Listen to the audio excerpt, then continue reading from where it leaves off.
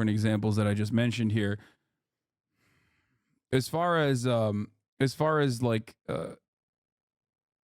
military action goes, or as far as like what America could have done in Ukraine, we could have been a little bit more realistic with like what our genuine goals are.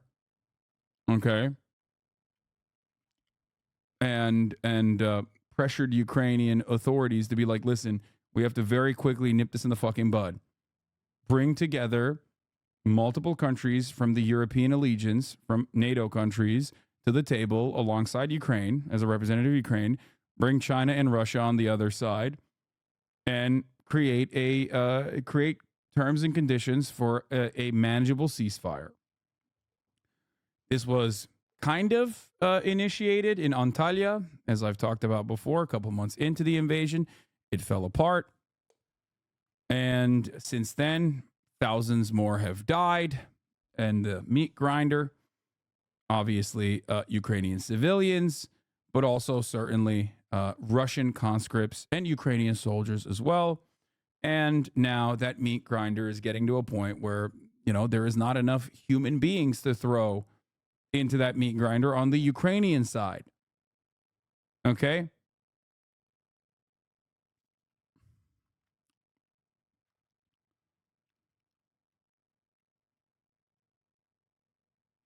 Still, people in Ukraine are fighting against the Russian dictatorship. Why should they have to live under a dictator that has been killing them? Wait, what? I don't think they should. I don't know what you mean by this. I don't believe that at all. My point always has been, okay, if Russia doesn't abide by the standards of a ceasefire, you put forward conditions that are that have to be met. Okay? You continue with the fucking war. You continue backing Ukraine. That's what we've been doing since day one anyway. Why not see if there is a way to engage with Russia and implement a ceasefire? It makes no sense.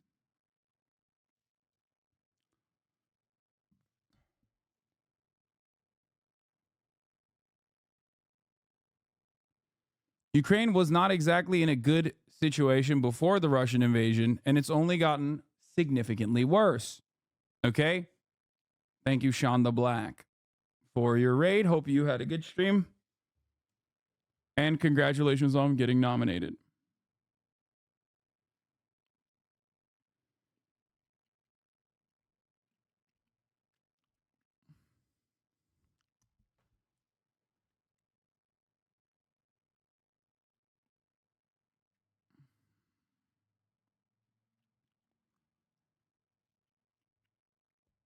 Doubtful. Think Russia really wants to annex it, even though that is impossible?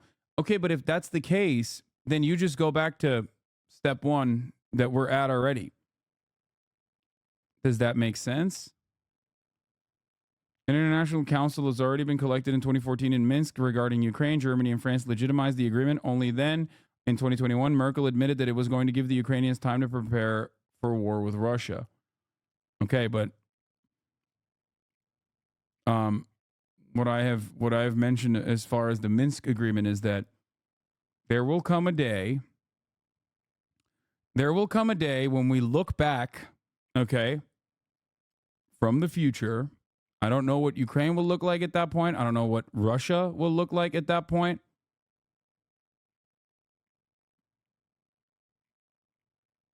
But we will look back at that and go, holy fuck. Imagine if we were able to force Ukraine and Russia to abide by the Minsk agreements. One or two, doesn't matter.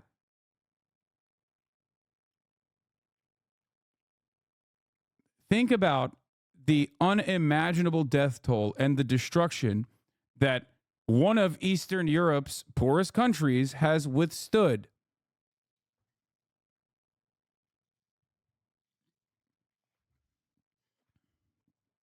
That's it.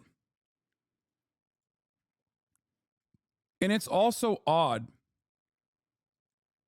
that we have this conversation still. It's odd that we have these conversations still By the way, Russia also did not abide by the agreements. Yes, I know. But you know who else didn't abide by the agreements? Fucking Ukraine. Like, that's what I'm saying. As long as Ukrainians are willing to fight, we should support them as much as we can. Okay, well, here's what's going to happen. It's already happening. What's going to happen is already happening. You're going to see less and less interest in Ukraine and less support for Ukraine. And Ukraine is going to go the way of the areas that are still controlled by the Western sphere of influence backed Ukrainian government are going to be picked apart piecemeal for Western capitalists. Okay. And sure, there will be some money opportunities there, but a tremendous amount of exploitation. And then the rest of it will be annexed by Russia in a permanent fucking war situation. That's what's going on right now. Do you think this is good?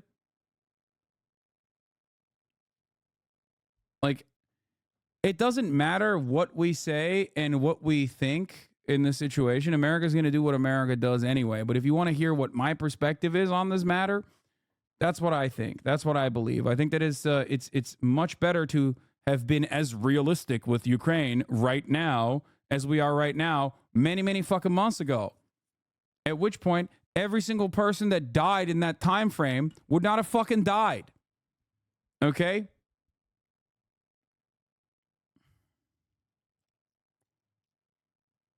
I agree with you, but if Ukrainians don't want that, what can we do? You have debated these folks. They will not move an inch. I know that. I understand that.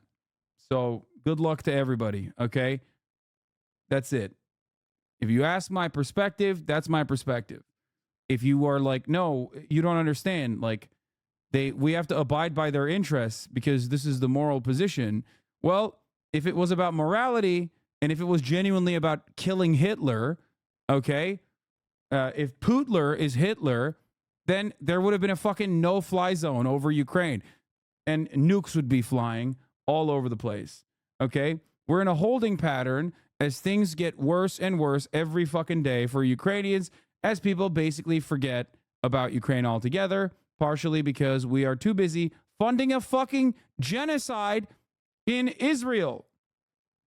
One of the main issues on the other side in achieving a lasting ceasefire is also Russia and its objectives not being met, such as the full annexation of 4 oblasts, which is not currently achieved and which will mean they are not interested in a ceasefire anytime soon, as highlighted by Russian officials in the last few weeks. But I understand the logic. It's sad people brand you as a pro-Russia when you suggest such things. Yeah, it's just ultimately, I think that ultimately, no matter what our framework is here with Ukraine, Ukraine is going to go whichever way it's going, and America is going to offer less and less support as the posturing whittles away, and all of those pro-Ukrainian Andes, basically, all those pro-Ukrainian Andes will slowly but surely take the Ukrainian flag out of their bios. It's already happened. 90% of fucking OSINT Twitter just like moved away from Ukraine almost entirely and moved into fucking Israel, Palestine, or fucking Venezuela for a little bit because they thought like Venezuela was going to invade Guyana or something. You know, they're just moving away. They're moving away from Ukraine. It's no longer the sexy thing to cover. It happened literally very publicly, okay? It happened in the most like in the wildest way possible. My point is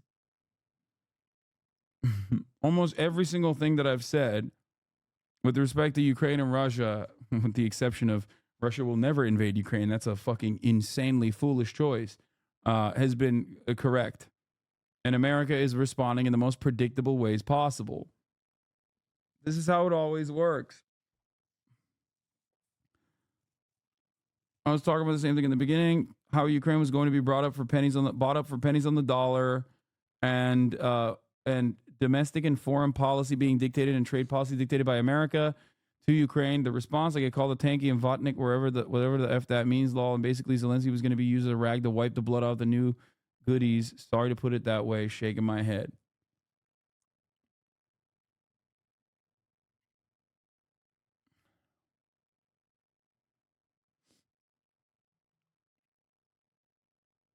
Don't you think we needed to weaken Russia and strengthen NATO as well as weaken Iran in preparation for our future looking at East as per new American military directives? What do you mean we? No, I don't think we need to weaken Russia and strengthen NATO and weaken Iran in preparation for our war with China. Okay? No, I don't think that at all. Everything you have said about Israel and Palestine has been correct? Yes. Everything, including J dams. Everything. As an on-the-ground reporter, everything I've said has been true. I'm in Gaza right now. Anyway, is gooning the new meta? Gooning has been the old meta.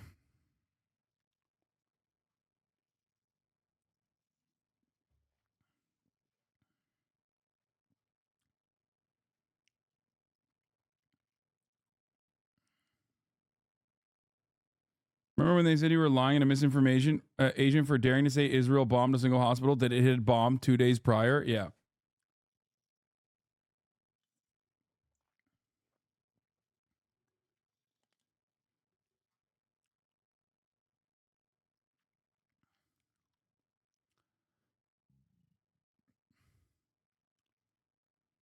Gooning is out, yapping is in, mewing is in. Putin has also said that they have no interest in a ceasefire now and that the war will be decided on the battlefield. Yeah.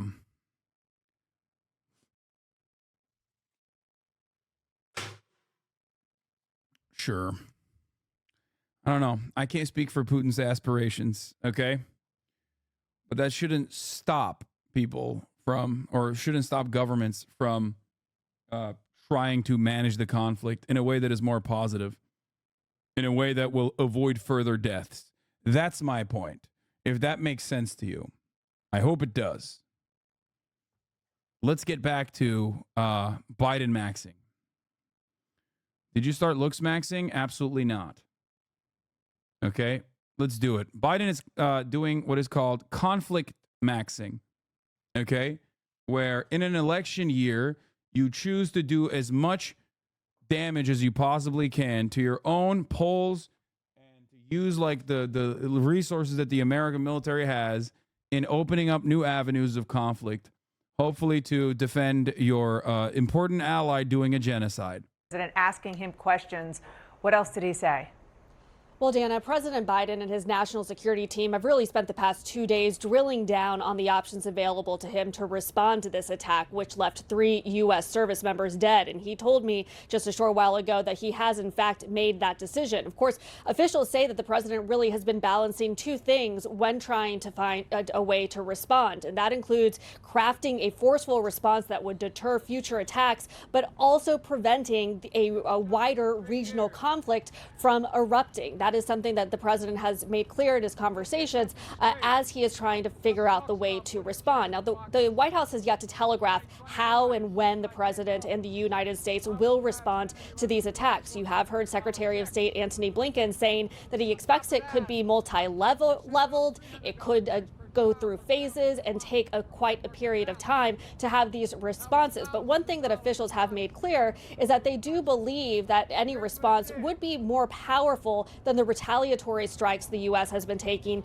in the past against those Iranian-backed groups in Syria and Iraq. So far, the actions that the U.S. has taken have not deterred these attacks from being conducted. That is something I asked the president whether this time will be different, and he said, we'll see. Now, some of the options available to the president is potentially striking those groups again in Iraq and Syria, trying to target leadership, also potentially launching an offensive cyber attack. But one thing that officials have suggested is that it's unlikely the president will strike directly in Iran, which is something some of his Republican lawmakers up on Capitol Hill have been calling for. But it's clear that the president is facing a very fraught and challenging decision as he's trying to have this U.S. show of force while also preventing a wider conflict from erupting in the region.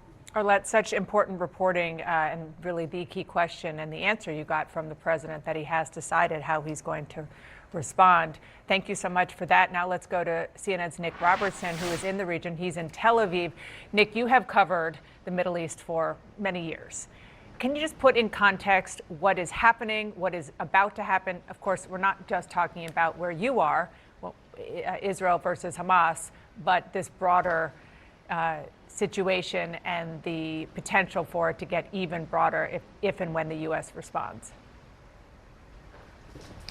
Well, Iran is backing so many different proxies in the region, and depending on how the United States strikes, and definitely there is pressure from many places in this region for the United States and President Biden to understand that the language that Iran will really understand best is a strong, robust military response. Iran's proxies are in Lebanon, they are in Syria, they are in Iraq, they are in Yemen, and they've all been militarily active, and they've all been militarily active against the United States and its allies, Israel included, in the region. And I think the stakes are incredibly high. Whatever option the president goes for, absolutely there will be a response, whether it comes direct back from the military in Iran, the IRGC, who just a couple of weeks ago we saw fire ballistic missiles into Syria, into Iraq, and a day later into Pakistan as well. They've shown that they're willing to flex their muscles, or whether the response comes from those proxies that are even more powerful in Iraq at the moment, those Iran-backed proxies in Iraq that are very powerful inside Iraq, are pressuring the government in Iraq to throw US forces out of there. This is, I would say, whatever the president does, it is the beginning, it won't be the end, and it is, in essence, an escalation of a sequence of tit for tat. This will likely be big, however. Yeah, I want you to listen, and our viewers to listen to how the U.S. Secretary of State Antony Blinken assessed the situation. This is an incredibly volatile time in the Middle East. I would argue that we've not seen a situation as dangerous as the one we're facing now across the region since at least 1973, and arguably even before that. As any Secretary of State does, he really chooses his words quite carefully. He wanted to not only send a message to people in the region, maybe even people back home. What is your assessment of that very, very strong, direct statement from Antony Blinken? Again, it's something that's shared in this region here as well, that everything is slowly escalating. The anger in the region about what people see happening in Gaza has escalated tensions there. The effort for a ceasefire is underway, but the northern border here in Israel, Hezbollah and the IDF on that border have increasing strikes at each other. The tension is there. Israel has unannounced and unclaimed strikes into Syria. The potential for a very big escalation, it really exists, and it would come down to a misinterpretation or an overstep by any one of Iran's proxies. Nick, thank you so much. It's so important to have you there to give us your reporting, but also your historical context. Thank you, Nick. I want to bring in my great panel to talk about all of these challenges that President Biden is facing in the Middle East and elsewhere. CNN's Jeff Zeleny, Sungmin Kim from the Associated Press, and Aaron Blake from the Washington Post. I've been saying this morning, I've been sort of tweaking the famous Donald Rumsfeld line that you go to an election with the world that you have when you're president, not the world that you want. Right. And this is not the world that any president wants, but particularly one in the middle of an election year. Without question. And look, I think, as you said, this is going to be a decision that is remembered without a doubt. I mean, look, if you look at the sort of the arc of Joe Biden's policy view, I mean, he has long been very skeptical about the U.S. involvement in Iraq and the Middle East, much more so than a few of his predecessors, actually. But look, now this is what he has dealt. So he said, I don't think we need a wider war in the Middle East. That's not what I'm looking for. It's not what he's looking for, but he also... Yeah. He just can't control it, though. Okay. I mean, we constantly talk about Iranian proxies. Israel is America's proxy. What do you mean you can't control it? You can. You absolutely can.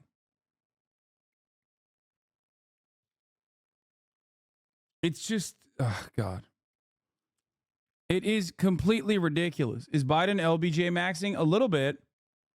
He's just war maxing. That's what he's doing.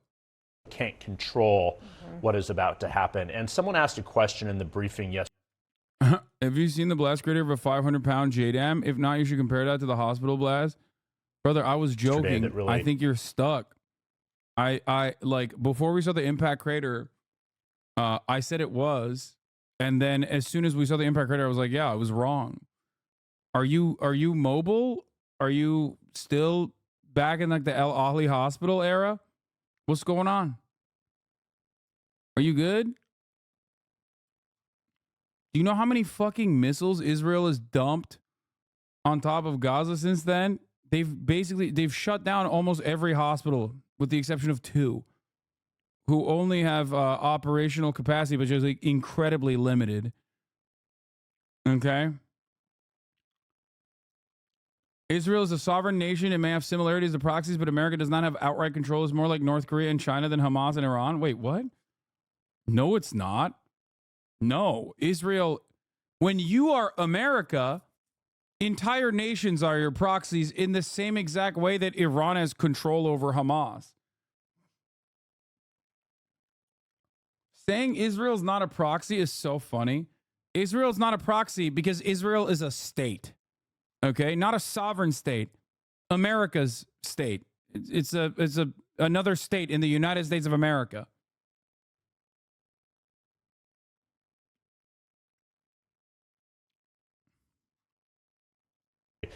Touched off John Kirby, who said he's not doing this because of polling. I think that's likely true because the political fallout of this is very dangerous for President Biden among his Democratic coalition, which is really fraying in some regards to what's happened in the Middle East. So, like every day there's another article where it's like, what? Literally mentioned the JDAM in order to deny the other chatter's assertion that you only had good takes on Israel. Yeah, I still have good takes on Israel. Okay? 100%. And the hilarious part about this process is that, like, because they have no interest in the conflict whatsoever, because they have no interest in the genocide or want to like desperately defend their position in it, they just turn around and they're like, oh, well, remember when you thought before seeing the impact crater that one was a JDAM from the audio signature, and turns out it was like not? Okay, fine, sure.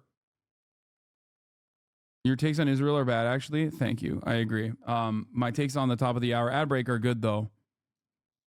Okay? Right? Stop trying to debate me with this. Okay? Stop trying to get me on this and then try to fucking sneak in a top of the hour ad break debate.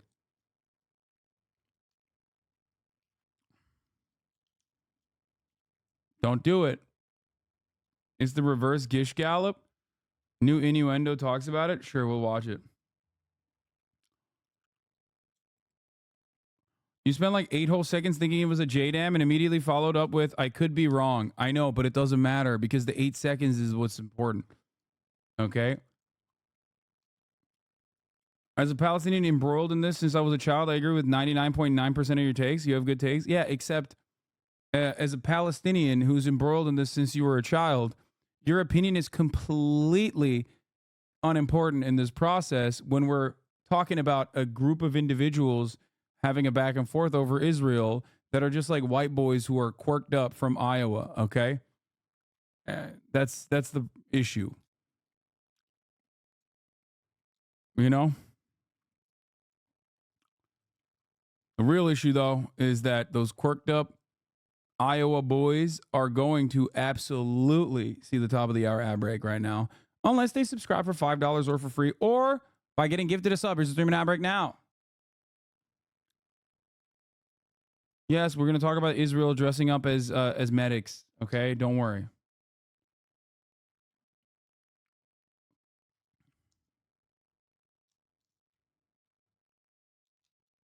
I'm from Illinois. Get it right. That's what I mean. It's like these guys don't actually care. about any of the stuff. They just think like Hasan bad, and this is a good opportunity to fucking go and annoy him in his chat. And I think in a more emotional time, when I was like genuinely losing my mind over it, I would respond a lot more to it, and I fed into it. But right now, it's just like whatever. I don't give a shit. I'll joke about it. I'll meme about it all day.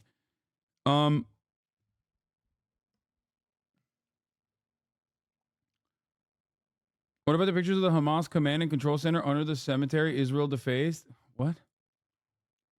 Fetterman divorce arc. Okay, stop sending me Schizzarella videos or posts. They're all fake. Even though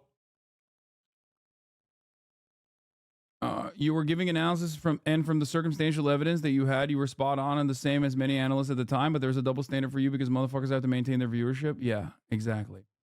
But who cares? Notice how like if someone's, let me tell you something. If someone's only opinion on Gaza was like what some YouTuber said or what some Twitcher said about Gaza one time and nothing else, okay, then they don't give a fuck about anything.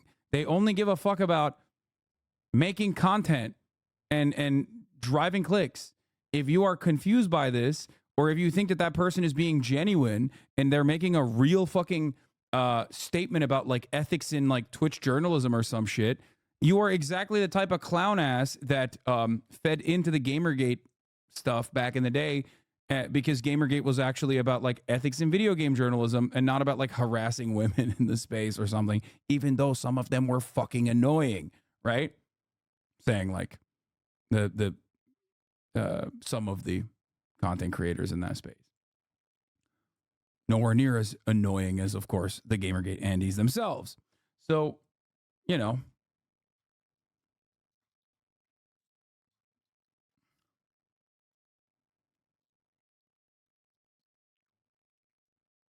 they should check out the CNN video showing the entrance of that tunnel wasn't even under the cemetery.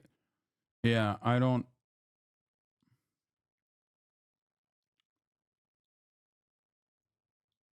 Bad example. Gamers Gators made the same woman-hating video hundreds of times.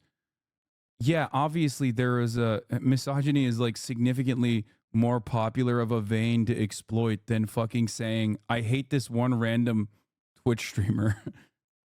Dummy. Yes, I cannot invoke enough hatred that like I create a Gamergate that is like the fuck Hasan Gate as a standalone concept. Now, there are certain aspects that you know, are fresh. Islamophobia, for example.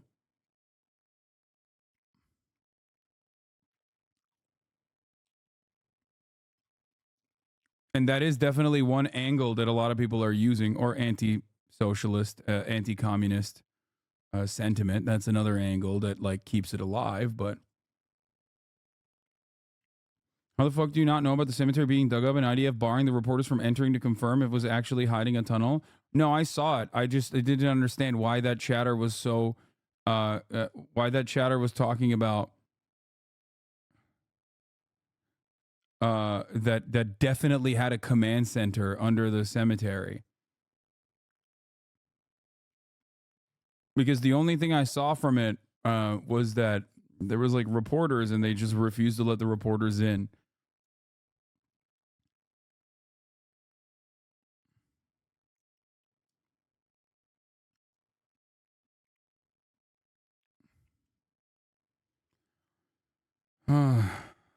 Anyway,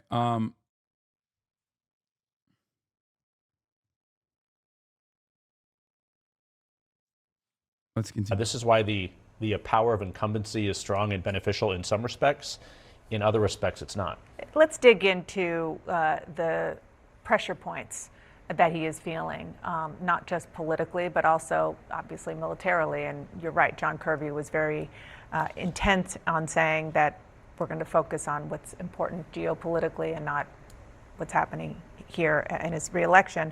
Mikey Sherrill, she's a Democrat from New Jersey. She was a Navy helicopter pilot. She graduated from Annapolis. Listen to what she said on CNN this morning. You know, sure, it feels good. It feels macho to say that we are going to destroy our enemies. But at this time, what the United States often does best is not simply go in half-cocked. What we are trying to do here is to prevent a full-scale war. We are trying to deter this aggression.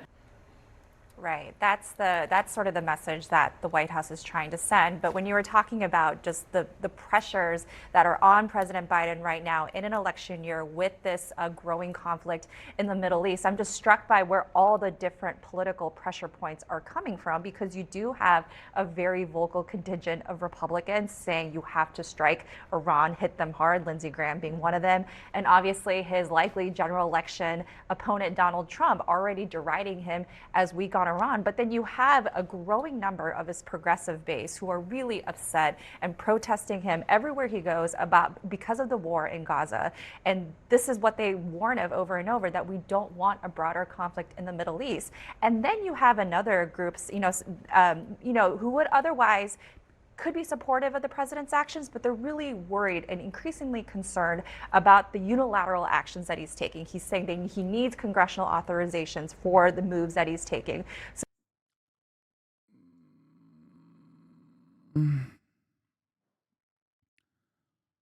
All right, let's talk about the cemetery thing. Israeli military, we have to raise the cemetery because of a tunnel. CNN says, can we see the hole to prove that? Let's watch the whole thing. The shaft. We're asking the general if we can actually see the shaft to the tunnel. But the answer is no. So? There's all kinds of machinery which I don't want you to take pictures of. Yeah, don't do it. You can't take pictures. You fall in. You fucking fall in. Mate, you fucking fall in. Done. Security my force. But what about if we don't film it? We just... It's security. It's a fucking security. He's an apartheid alumnus? Yeah. What is that accent? He's South African. He's a Afrikaner, mate. I'm not doing a good job. The tunnel likely ran under the cemetery, but the entrance to it was literally hundreds of meters away. See the first video? Yeah, there are miles and miles and miles of tunnels under all of Gaza. The notion that you're like arriving at the tunnel by like desecrating a cemetery is ridiculous. The reason why they raise parts of Gaza specifically to find entrances to the tunnel, not to like, so if there's no entrance there, you're just basically digging up a tunnel for no, not a tunnel. You're digging up a cemetery for no reason. Yeah. They claimed to deface the cemetery to look at hostages first. Yeah. Also, they literally lied about the fucking situation too. They originally said that they were defacing cemeteries because they had to find hostages. They did not deface the Jewish cemetery though. Maybe they hid the hostages in the Jewish cemetery. They didn't deface that one though. They only deface the Christian and Muslim cemeteries. Interesting. From World War I, brother, it's fucking bullshit. It's all bullshit. My point is like they are. It's just. Norman disagrees that there are 400 miles of tunnels. All the evidence are Israeli officials. No, I believe that. Like, I believe that. Bro, there are tunnels that cars can go through. Come on. Dude. Like, I don't believe that there are 400 miles of tunnels because what Israel is saying. I believe it because I've seen the tunnels. And some of those are like genuinely well built. That would be bigger than the New York City metro system. It's just not possible. Dude, I don't know, man. There are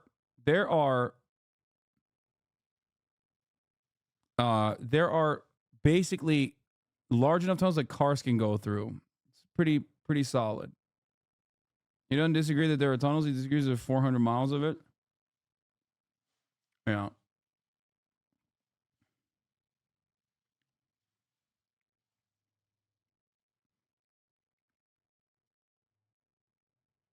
Anyway, marvels of human engineering for sure. Oh, 400 kilometers, not.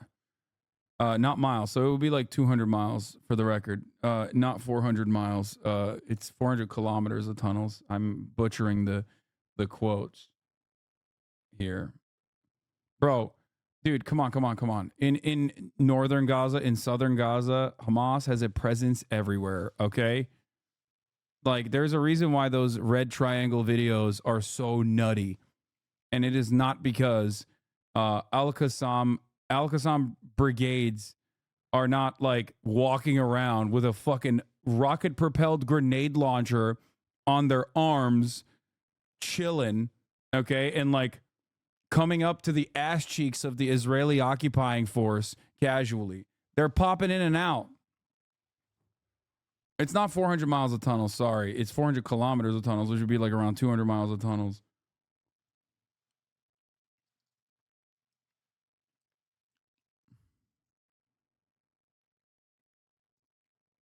Yeah, they're popping up from tunnels everywhere and shooting them and running back into those tunnels.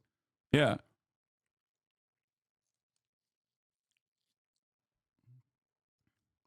People also think like those tunnels are long. No, those tunnels are long like your intestines are long, okay? It's not like the tunnel system is just like a straight shot. It's probably a grid and also looping too. So like that's why it's around 200 plus miles. So no, I do believe that.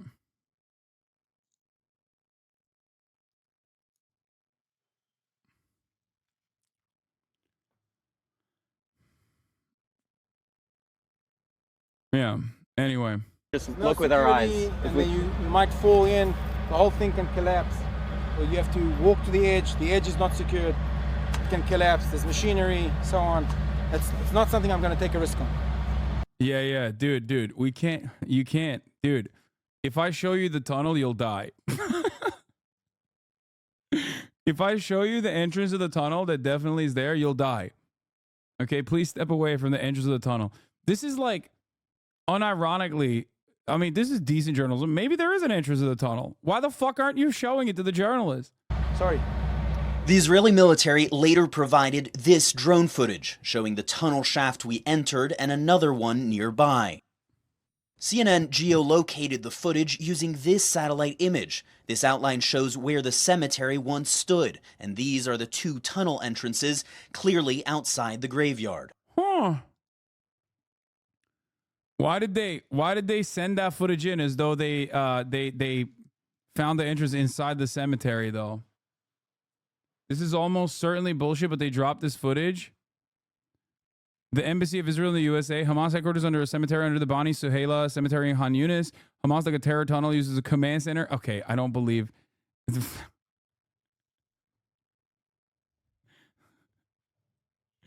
Dude, come on, dude. Come on.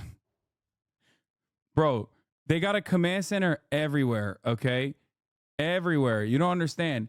Command center under every hospital, command center under every target. Terror tunnels. These guys have so many commanders. They have so many commanders that it's starting to look like the IDF with the rank inflation. And that's why they need so many command centers, okay? Command and control, Tiberian Sun. The IDF says it discovered a tunnel that ran underneath the Bani Suhaila cemetery that contained a hideout for senior Hamas officials. The tunnel contained an operations room, a command and control center, and living quarters for Hamas officials. The tunnel was also used by Han Yunis battalion commander to manage the October 7 attack. Dude, oh my God. Oh. As for the tunnel they say they found here, where the cemetery once stood, the military never provided any evidence. I found a Hamas commander in my cereal box today. Yeah. That's because in Hamas they do horizontalism. So through are all commanders. Yeah. Yeah, everyone is a commander, dude.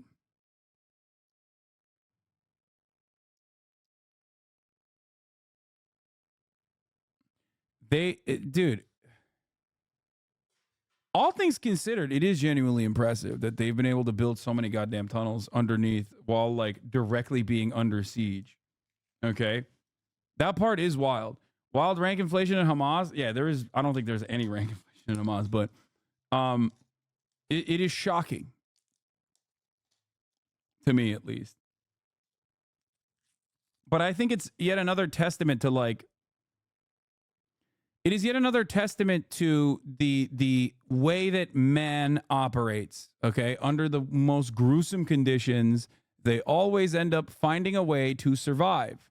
This is a important part of this process that I try to describe to people, and why I say Hamas or Palestinians are not not actually a problem that you can solve militarily. You have to fucking deal with this politically. You know what I mean?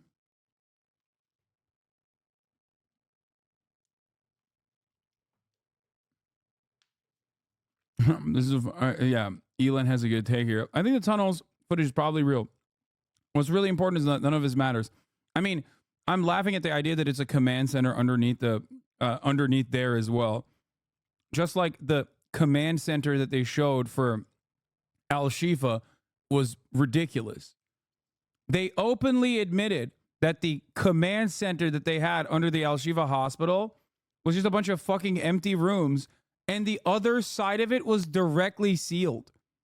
As in, people had not been there before October 7 and not since. Okay?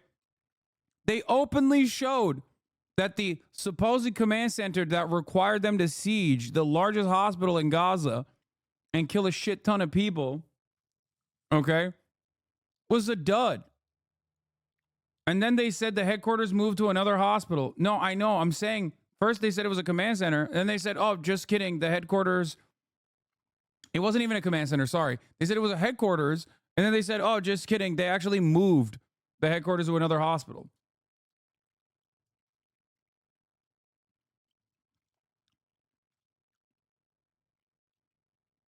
And it was just it was a command node.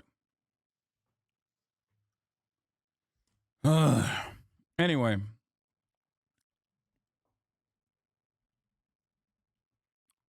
Maybe Hamas are reporting these command centers to the IDF as counterintelligence. The IDF chooses to report it anyway. No, dude.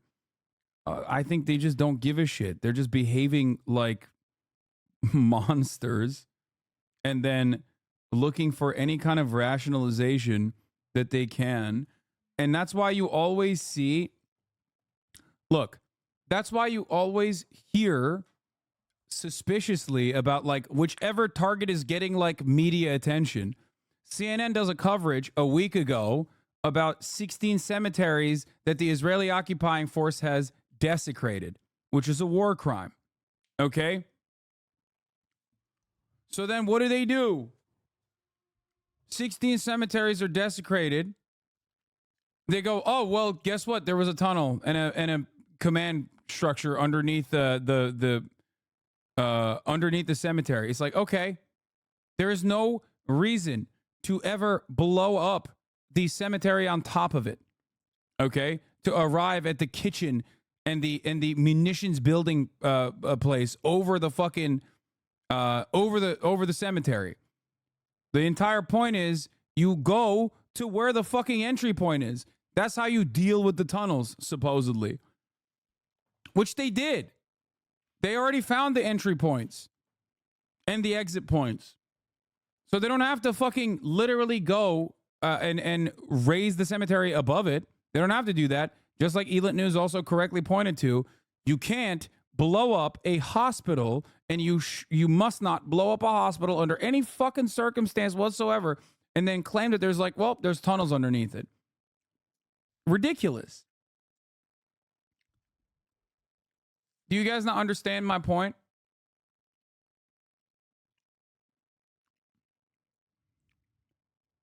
This is not ample justification for desecrating a cemetery.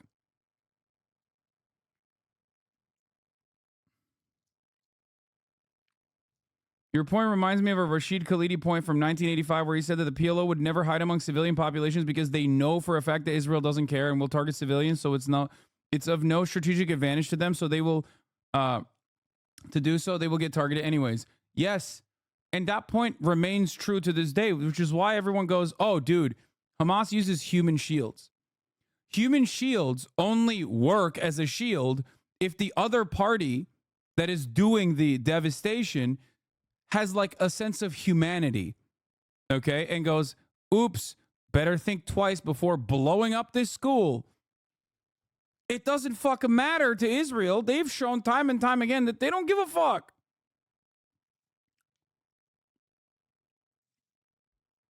They don't see the humans in Gaza as humans, okay? That's not how human shields work. Anyway, my point is this.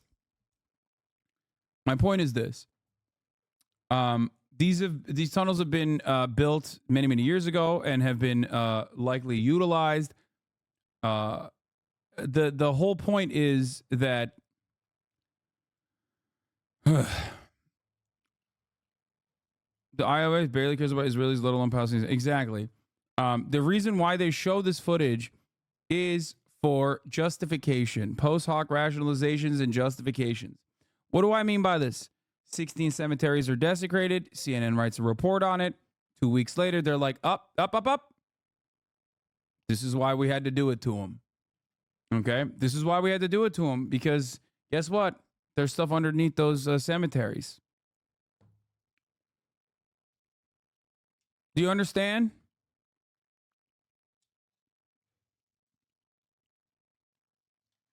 That's it.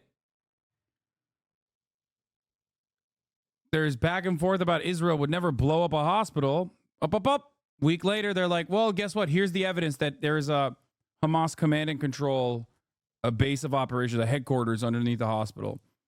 Well, we don't have the evidence yet, but here is a 3D imagery that we created. Or they have like a Zoom call room and a pool hall, right? That's it. The major reason as to why they're doing this is not to like access these tunnels, because you access tunnels with the entry points, which are not underneath or inside of the graveyard at all, cemeteries at all. Yeah, they're like, oh, look at the Hamas terror tunnels with the gaming and the podcast room. You know what I mean? And it's still bullshit. There has literally been more fucking evidence of Bigfoot at this point than any single fucking claim that Israel has made have provided literally no material evidence of any claim they've made. Yes.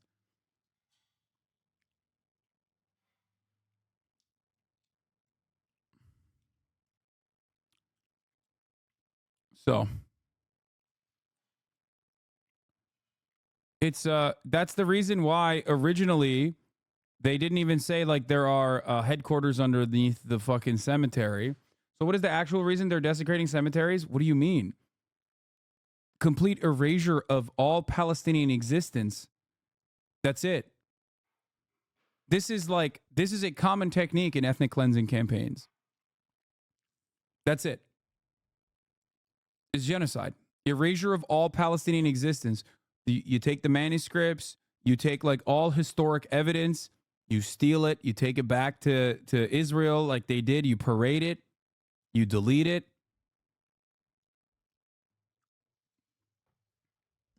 That's it. That's the goal. The purpose of this desecration of graveyards, which is ironic, as you would think, like, what is the tactical reason for it? What is the tactical reason for it? And it's like, no, this is done only in this is only done in circumstances where the goal is to basically erase all record keeping and all matter of existence of Palestinians.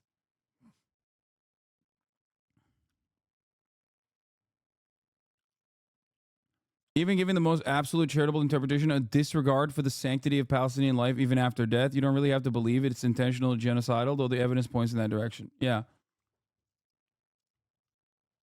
Knesset voted to relegate Qasif today. Shit. Typical Nazi shit. U.S. did the same to the Native Americans. Soon Israel used Palestinian imagery as sports mascots. I don't think they will. I don't think they'll do that. They just don't want to even agree that there is such a thing as Palestinians. All of this goes in that direction.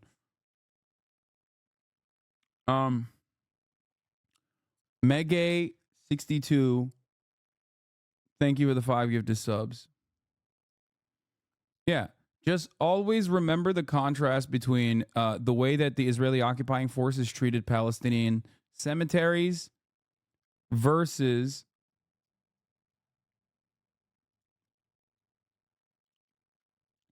the Jewish cemeteries that have been there since World War I. That obviously Hamas and all of the other Palestinian leadership before then have actually treated with the utmost care and respect. That's why when the IOF came in and razed 16 cemeteries, desecrated 16 cemeteries, the one cemetery that was left untouched by the IOF was the Jewish cemetery.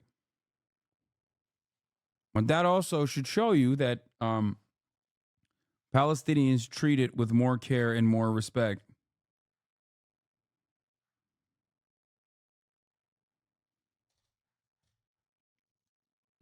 Far left Knesset member Ofer Kasif has been impeached by the Knesset Home Committee. The impeachment will now be put to a vote in the Knesset plenum, where a minimum of 90 Knesset members must vote in favor of it. This just in. Friend of the show, Hasanabi head Dr. Ofer Kasif is being impeached.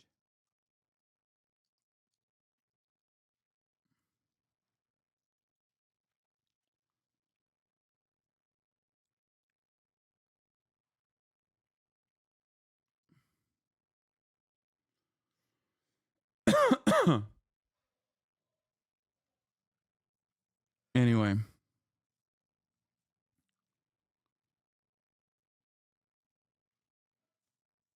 Pure fascism, by the way.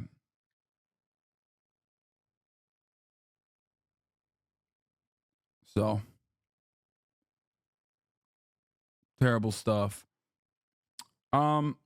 Anyway, so that was the other thing that we were going to talk about.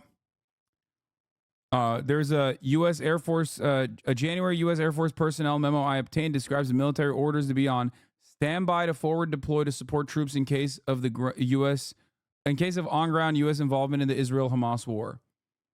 According to friend of the show, Hasanabi head Ken Klippenstein's reporting.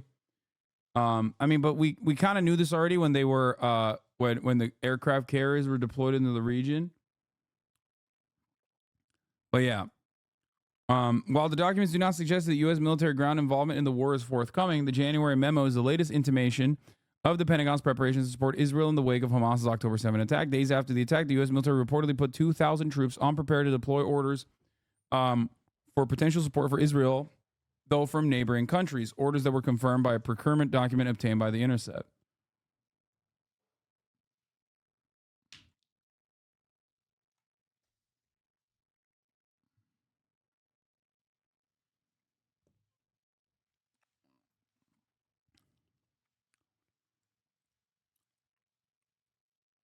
And then, where were we? There was another thing that I wanted to talk about with respect to Israel. Oh, here.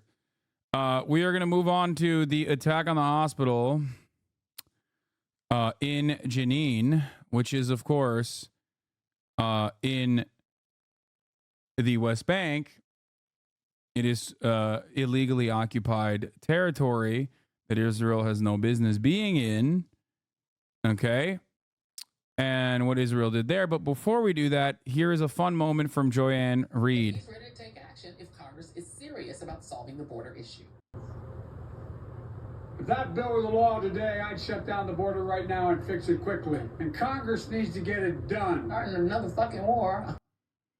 Joanne Reed was caught on a hot mic saying, and starting another fucking war when she threw to the video, not realizing that she was on a hot mic.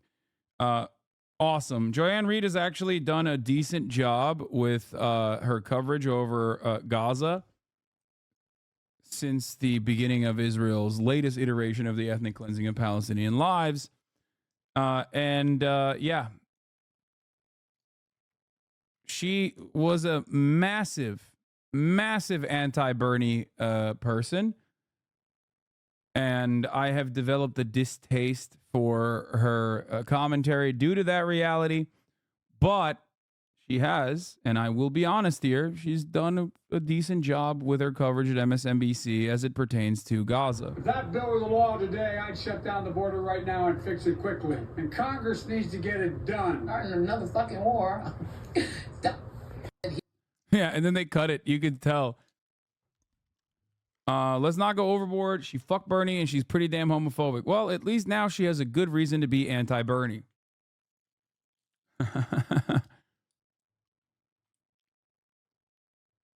I think the nation that has repeatedly made laws and decisions that harm its own people, America, should probably stick a thumb in its ass and calm down before helping out another genocide. Yeah. So, not really. I'm joking. Why is Brandon LARPing about border control? Because liberals are pathetic little worms and cowards and always capitulate to the absolute worst, most fascistic right-wing reactionary sentiment. It's great. They do not have a fraction of the motherfucking smoke against the Republican Party that they are supposedly against, as they do for anyone that is like marginally more left than they are. Democrats have all of the smoke. Democrats have all the smoke for the left and none of the smoke for the right, unfortunately.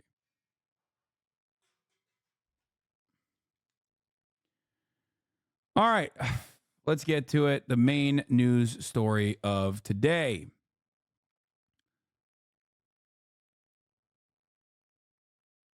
They need to capitulate the razor wire 55-gallon drums in the Rio Grande. They are truly feckless. Yeah. I'm failing to understand how trying to solve the immigration issues at the border is a bad idea. Wait, you think trying to solve the immigration issues at the border is by capitulating to the white nativist anti-immigration sentiment that's just like inherently racist? What? If anything, not addressing it gives them talking points. Yeah, hold up. Solving the immigration issues at the border, how? Because there's a way to solve it. Okay, the Democrats are not trying to solve the immigration issue at the border. They are agreeing with the right-wing framing that there is a major problem, that like immigrants are invading this country.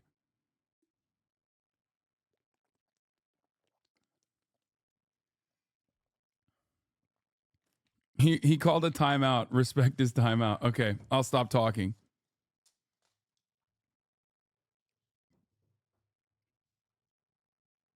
Yeah.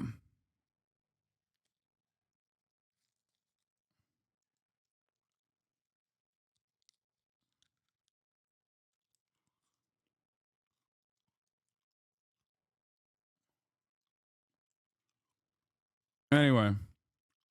All right. Or UN ambassador. This is really funny. Nikki Haley is pushing for strikes against Iran following the death of 3 U.S. troops. Absolute psycho. I don't think it's a major problem like they're saying. It's not an invasion. I'm Mexican. I understand the plight of immigrants. Okay. Continue. All right, anyway. To the undercover. Let's cover the Israeli soldiers in disguise raid at West Bank Hospital. Last night before I went to bed, I think it was last night, or maybe it was this morning. Time blends a little bit. Okay. There was footage on the timeline of a bunch of dudes dressed up like doctors and civilians, like wearing a hijab, for example.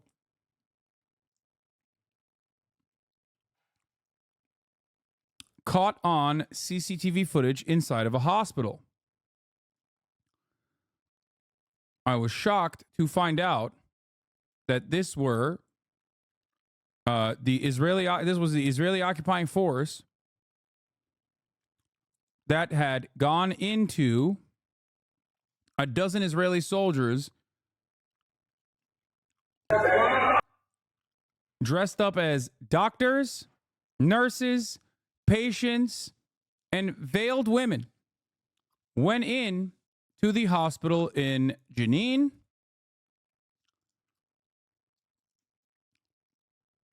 with guns, okay, and executed point blank 3 Palestinians.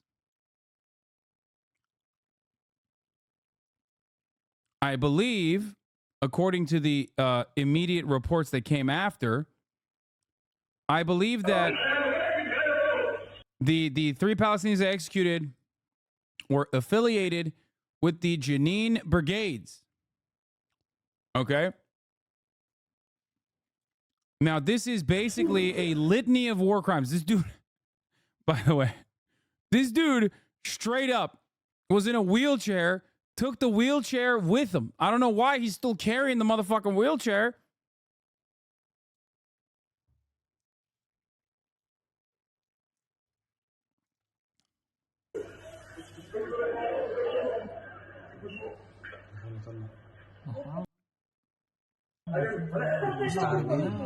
Now, couple things I have to mention here.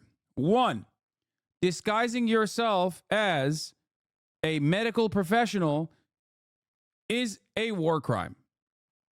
Okay? If you're a military person, well, let me just dial it back actually. Israel's occupation of Jenin in the West Bank is illegal.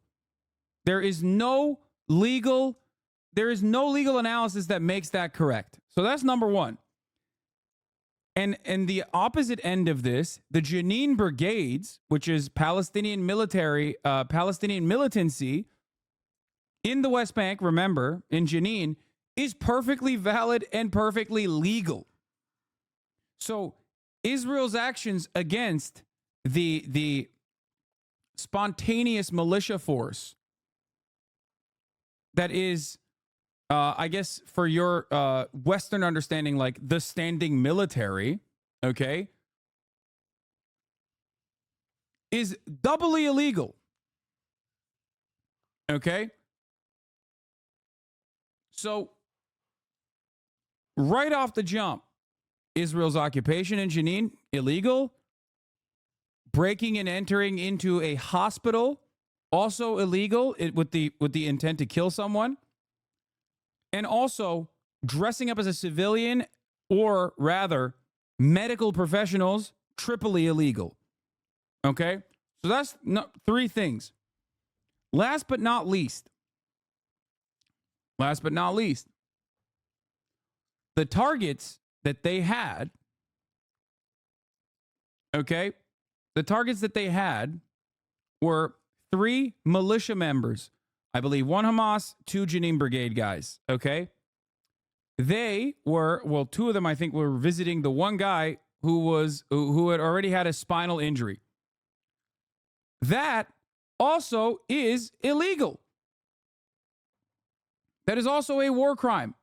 These are not enemy combatants that are actively in combat. This is the absolute legal standard of being outside of combat.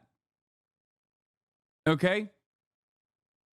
It's like they demonstrated a textbook what not to do.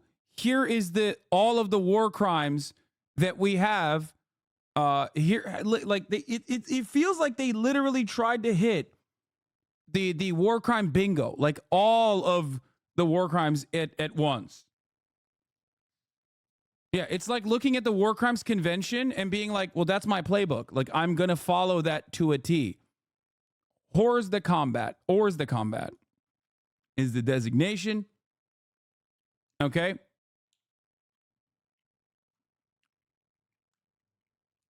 This is the stacks of compound interest Ben was talking about. Yeah. This is treating the Geneva Convention, or the Geneva Suggestion, if you will, as a bucket list.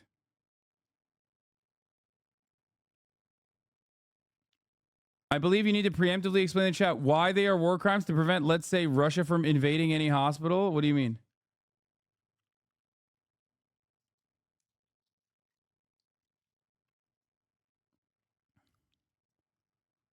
Yeah, it's like they are trying to get 5 stars in GTA, but for all of the war crimes. Okay? No fucking way. These what? No fucking way. These guys are saying generally knows the Geneva Convention applies only to sovereign states with the exception. Oh shit, dude. Never mind. I guess you can do a genocide then. Like, what do you mean? That's ridiculous. Yeah, that's bullshit. That's a bullshit way to try and justify this. All right, let's continue.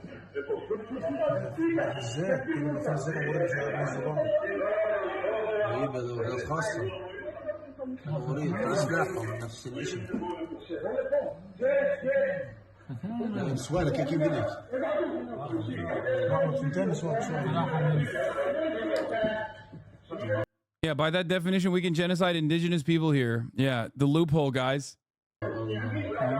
I think one of the funniest parts about this is like American military guys doing this like incredibly Reddit thing of trying to defend the Israeli military's actions. And it's like, don't worry, brother. You guys are both pieces of shit. You know what I mean? Like, what you're doing is also fucked up.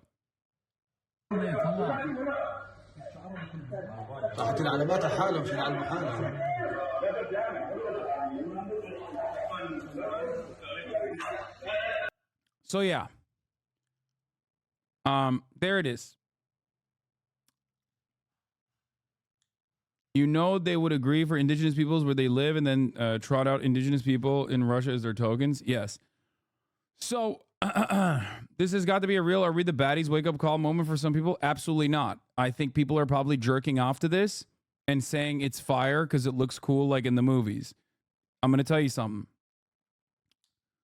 Some people are going to look at this and go, oh, this is so sick. It's just like Metal Gear Solid or, you know, Mission Impossible or something. That's number one. Number two, other people are going to look at this and try to justify it, as many liberals are doing, and as some were trying to do in my chat earlier today. Okay? One of those examples is, of course, the friend of the show, Brianna Wu, who has just been like, I don't know what the fuck happened. She's just like, she literally went from like knowing absolutely nothing about Israel to just repeating, copy pasting Hasbara, like unimaginable amounts. Yeah, Brianna Poo. I don't know what the fuck went. I don't know what happened. Friend of the show is a joke. Okay. Anyway, she's actually gone insane. Like went off the deep end, Fetterman style. Houthinis. The Houthinis broker. Apparently she was a Bush supporter, so really this is just perfectly in line for her, just the races. Yeah, I know. And it comes from a rich family, whatever. Who gives a shit? I don't give a fuck about that.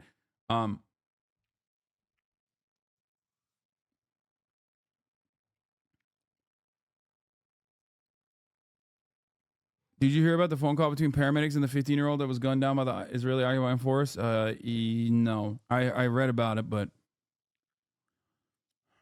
where the fuck is it?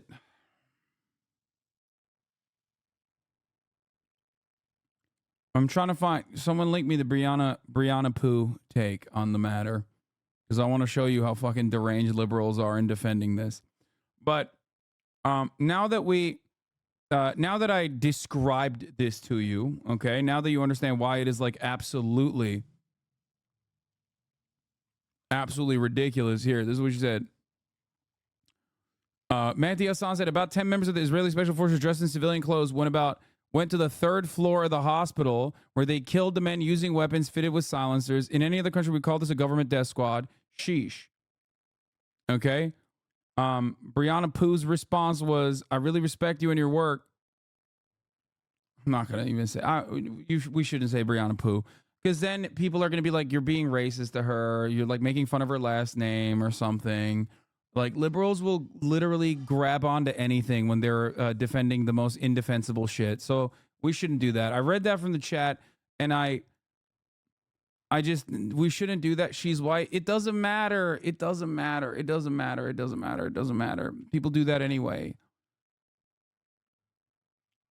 We shouldn't say it because it's so dumb. Well, I was saying it because it's dumb, because it's kind of funny.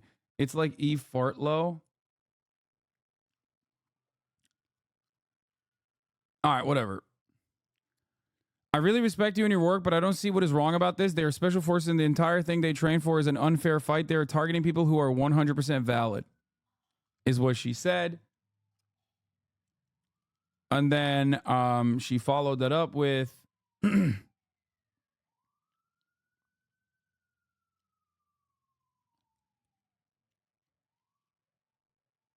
Wait, what? She said, keep it up, y'all. You're reaching historic 8chan levels of wishing death on me and my family. This is definitely the way to win. Winning what? Like random accounts with a hammer and sickle in their bio on Twitter telling you that you should kill yourself is not politics, okay? It's just random accounts on Twitter telling you that your take is really stupid and you should kill yourself for it. It feels bad. I get it all the fucking time, sometimes from hammer and sickle accounts on Twitter, okay? But I've never been like, wow, this is why we're losing elections. Like, half of those motherfuckers are not from America. The other half that are from America are under the age of 18. And then the last remaining faction have never voted anyway, or are like voting for some fucking Trotskyite party or some shit that I have never even heard of, okay? So, like, none of that is about elections or winning what battles.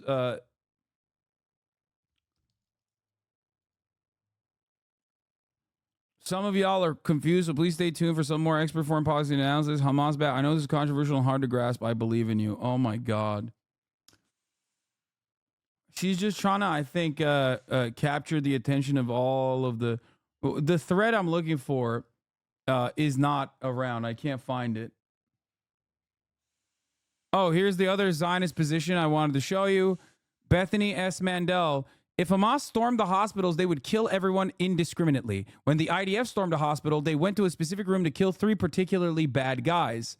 Thank you for the opportunity to draw a comparison, which is hilarious because it's basically admitting that it's a war crime. Israel's real war crimes are good because if Hamas hypothetically did the exact same war crimes, they would be so much more violent. Is not an argument a sane person should make, but it's a fundamental part of Hasbara for some fucking reason, is what I said. Okay? And it is very odd.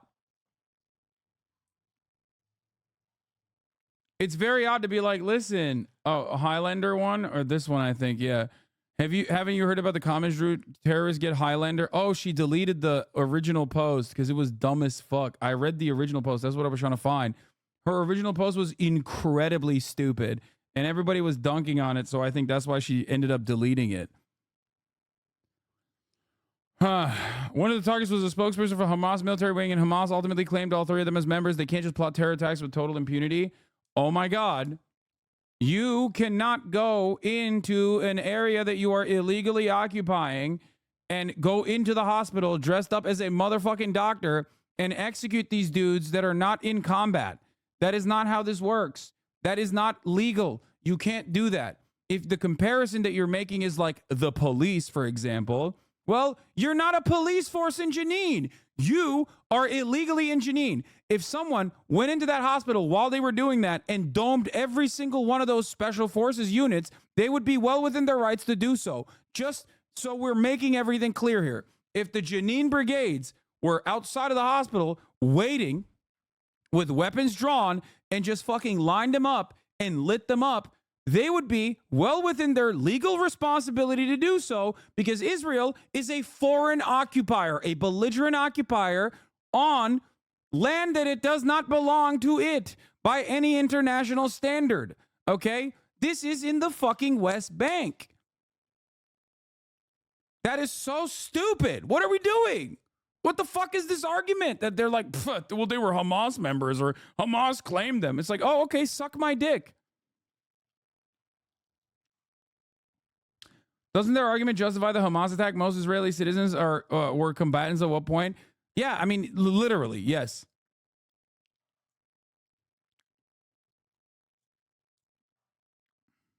Americans don't like this. It's a reminder every U.S. property owner is an occupier on stolen land. Doing it in a hospital like this to non-combatants is special protections, extrajudicial killing, to be specific. Exactly. There are straight up direct laws written for the specific war crimes that Israel did today. Okay? You cannot go into a hospital dressed up as a doctor to assassinate people who are part of militia forces that are not in combat, including one that is literally in the hospital bed getting treatment. That's insane.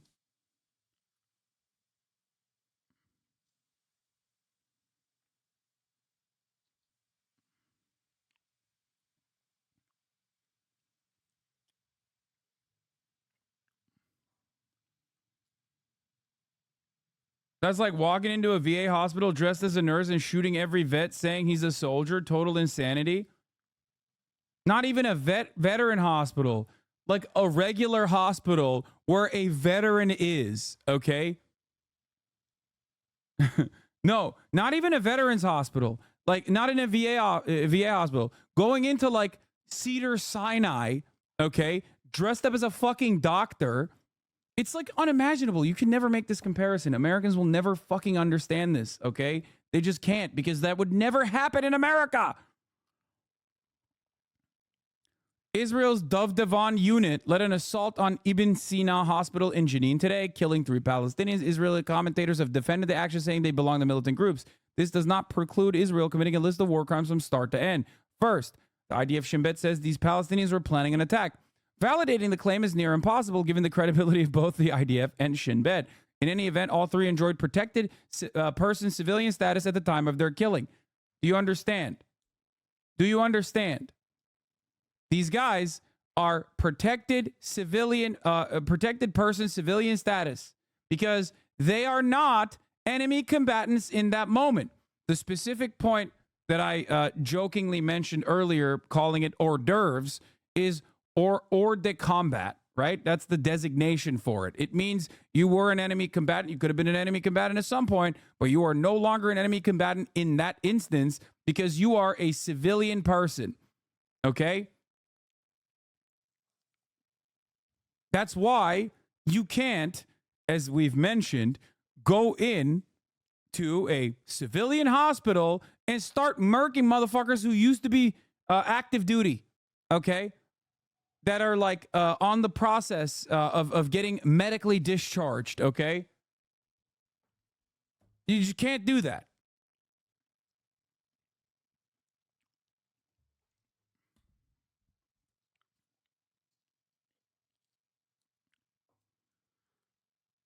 Yes.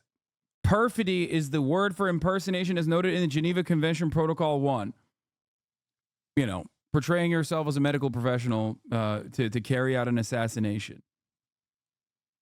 It doesn't matter. They're killing Jenin troopers who are not Hamas, which is a war crime, especially dressed like patients. Yes.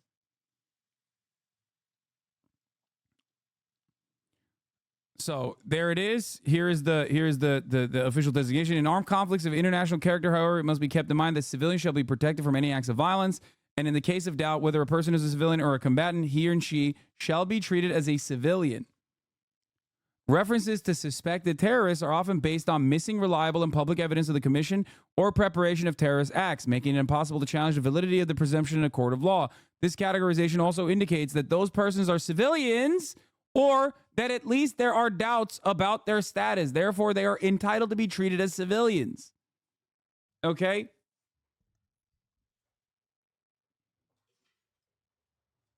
That's number 1. So, hospital war crime 1. Israel's attack wasn't only distinct disrespect to the hospital's sanctity, but brazen disregard for the very restricted prohibitions not being an object of an attack. 1 Palestinian was even being treated. Thus, Ibn Sina hadn't lost protected status. Article 18, wounded and sick. 3, protection of hospitals, which is civilian hospitals organized to give care to the wounded and sick, the infirm, and maternity cases may in no circumstances be the object of attack. But of course, as we've said before, the Israeli occupying force looks at these conventions and basically, uses as a checklist of what to do and not what not to do instead of what not to do. They look at it and they go, this is our to-do list. This is our bucket list. Okay. All right, there's blood here, so I'm not going to show you, but it's basically a hospital bed or an impromptu hospital bed and another like seating arrangement where these guys were executed on top of. Extrajudicial killing, war crime 2. 2 of the Palestinians were said to have been unarmed and sleeping at the time of their execution. Article 27, Geneva Convention 4 provides that protected persons shall be protected, especially against all acts of violence. War crime number 3 is hors de combat, or to combat. The most egregious due to its insidious nature, killing wounded or incapacitated persons. Okay? Note, Sergeant Blackman, a Brit Marine, was convicted of murdering an Afghan under this crime in 2013, the first Brit since World War II. It's that level of egregious. The laws and customs of international law regarding hors de combat were grossly violated when the Dove Devon unit charged into Ibn Sina Hospital. Basil Ghawazi was killed today in his hospital bed, who at the time was paralyzed after being injured by Israeli forces in October 2023. This dude, and this is not him like dead. This is not a photo of him dead. This is a photo of him from the hospital bed to show you the conditions, okay? That dude was paralyzed. He was getting treatment. The targeted killing of all 3 compounds and appreciating additional rights afford them, namely the right to life, Article 6 ICCPR, which Israel is signatory. The right to fair trial, Article 14 ICCPR. Israel deprived all 3 of both while committing war crimes. Okay? The targeted killing of persons suspected of performing terrorist activities is not compatible with the right to life and to a due process. Neither in peacetime nor within the context of armed conflicts may they be of an international character or of a non-international character.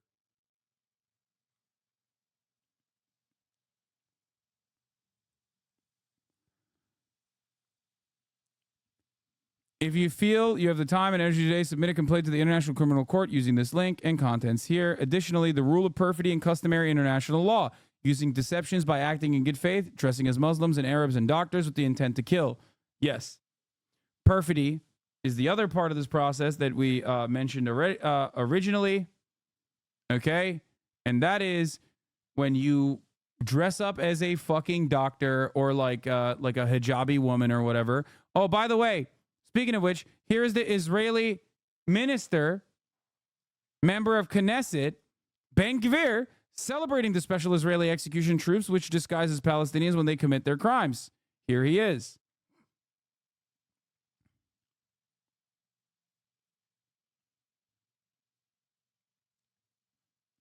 Not trying to defend them, but don't war crimes happen literally in every conflict? Not that that justifies it, but this is just the status quo. Brother, what are you talking about? I mean, technically, all war is a crime from where I'm standing, but that doesn't mean that, like, I'm going to sit there and act like this is normal and good. The entire purpose of why we have such designations is so that when people do it and when people violate it, we fucking punish them.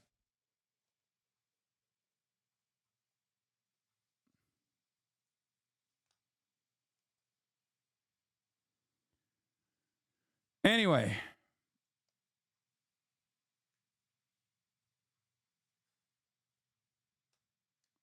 Do you think maybe they're trying to up their game and commit as many war crimes as possible in a single operation?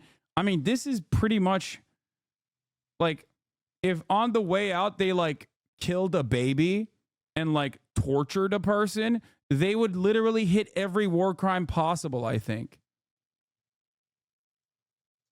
Like, you know, children are under no circumstance considered like enemy combatants.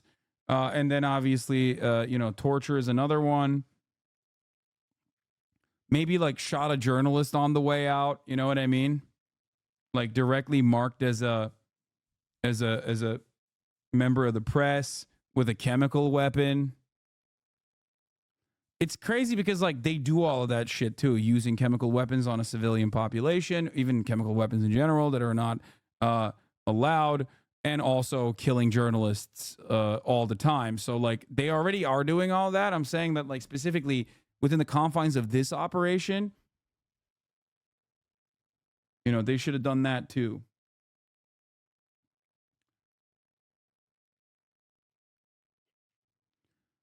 Beyond the obvious moral trespassing, these rules exist to protect hospital workers and ensure they can provide service in times when they're literally the most needed. Yes.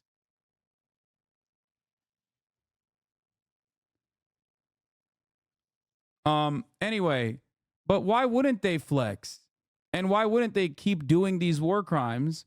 Fuck the dumbass liberals on Twitter. They're irrelevant. They don't matter, right? I just showed you, you know, Brianna Wu's take or whatever, or that other fucking freak, Drew Pavlovian or whatever the fuck he is. He's an Australian dipshit that's like constantly like salivating at the prospect of like America and their allies doing genocidal acts so we can justify them.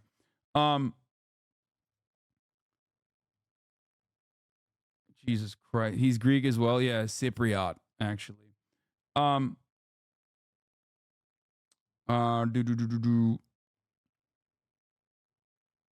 Anyway, beyond that, they're just like, they're sick in the fucking head, and it's funny to look at that, but they're irrelevant in the grand scheme of things.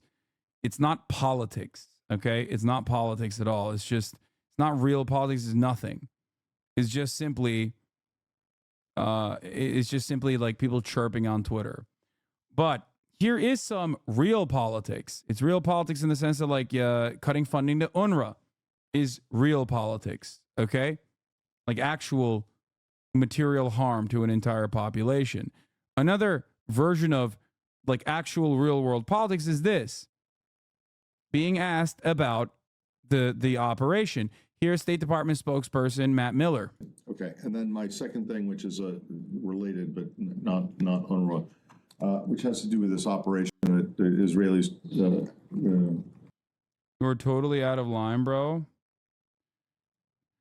Dude, the line cannot be that at the top of the hour there's a 3-minute ad break and I'm gonna get you by pissing you off. Okay, you're out of line. Get back in line and subscribe at the top of the fucking hour. Yeah, that's right, dude.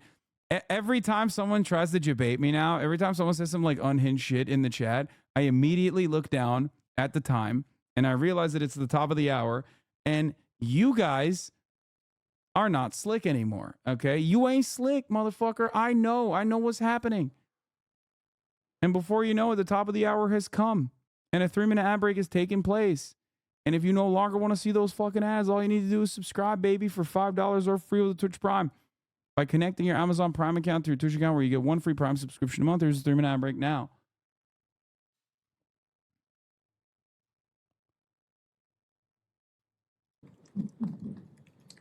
Launched in Jenin, a hospital today. What do you have any comment on that? Is this something that you think is problematic, or is it something that you look at with envy? Like this is some kind of great Mission Impossible mission that we wish that we could also do?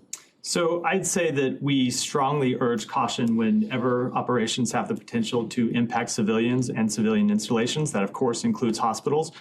We do recognize the very real security challenges Israel faces and its legitimate right to defend its people and its territory from terrorism. Israel, of course, has the right to carry out operations to bring terrorists to justice, but those operations need to be conducted in full compliance with international humanitarian law. Well, do those operations include going into hospitals and murdering people in their beds, regardless of whether they're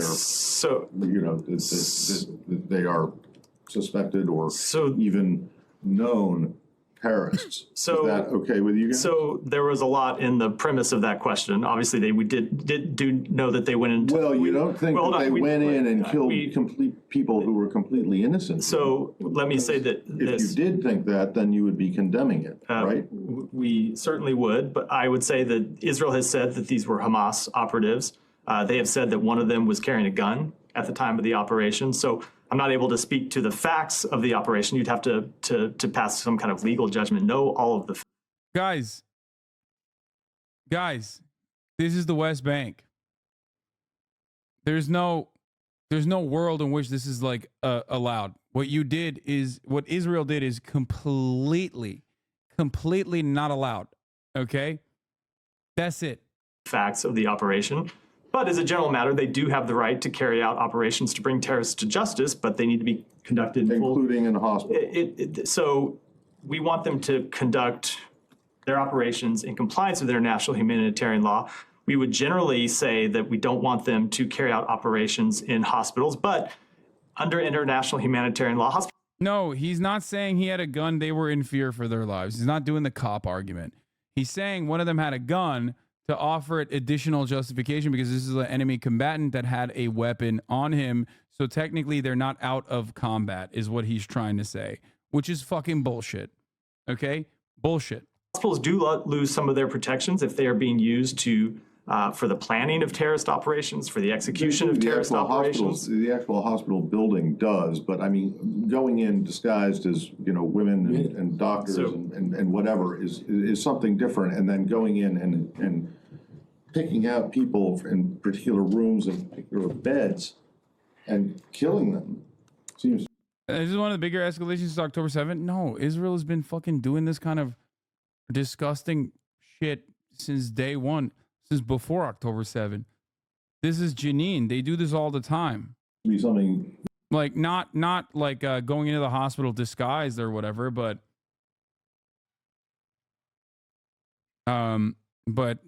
killing a shit ton of people in Jenin is like a commonplace.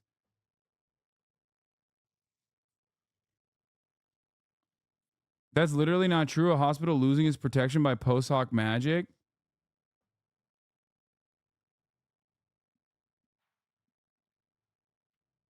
USA 100% says Israel has a right to maintain its occupation. Unreal, yeah. So again, not able to offer an assessment without knowing all these facts. I said some of the facts that have been presented by Israel are that one of them was carrying a gun and that they were planning to carry out or to launch terrorist operations. So you would have to look at all of those facts to make a specific assessment about this operation. But in general, we do want to see hospitals protected. It is important that no civilians were harmed in this operation. And as I said, we do believe Israel. How do you know that? There have been no reports of civilians who have been harmed in this operation. No, they were technically civilians in that from the standpoint of not being combatants, enemy combatants in that situation, they are civilians.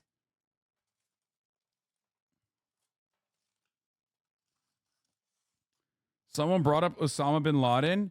Yeah, Osama bin Laden's raid is also not appropriate either.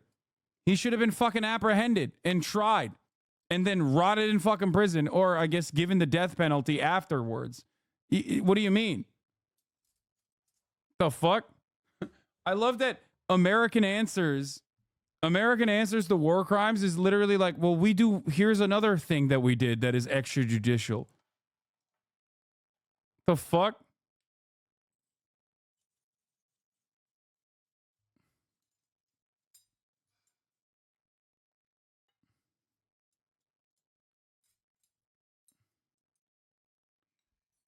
Anyway.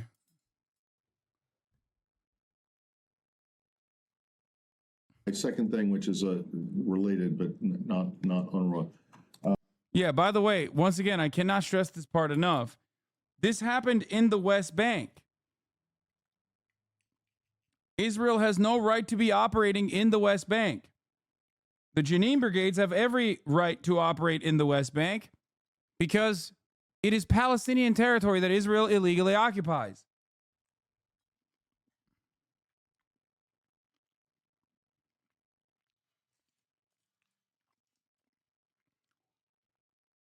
Which has to do with this operation that the Israelis launched in Jenin, a hospital today. What do you have any comment on that? Is this something that you think is problematic, or is it something that you look at with envy, like this is some kind of great?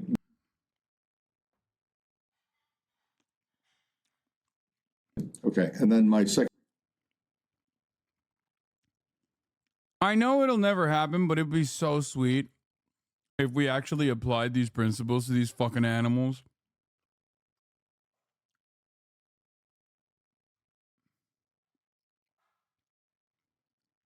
And they like actually got punished. For a hospital raid happening early this morning, Israeli special forces disguised as medical staff took down a member of Hamas and 2 others. What? The raid itself, though, was within the rules of war because they were clearly identified as American combatants. Of course, they shouldn't have shot them. It's different if you aren't clearly marked as your country. Wait, what? 100% it does not fall under the exemption of active threats in a hospital during a war time of war. This is the pure bullshit. 34 MKD 50. Thank you for the 50 gifted subs. You're going nutty with it. Two batches.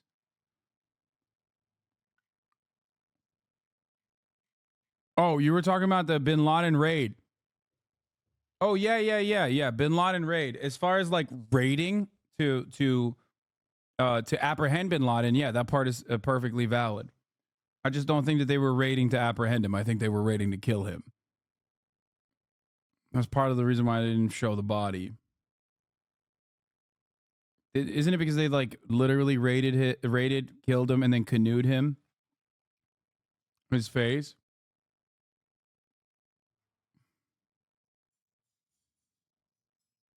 Bin Laden raid. The Israeli raid was against the law. Yeah. Yeah. Also, yeah, they were obviously the American SEAL Team 6 was directly identified as enemy, like American combatants. You're right about that. Yeah.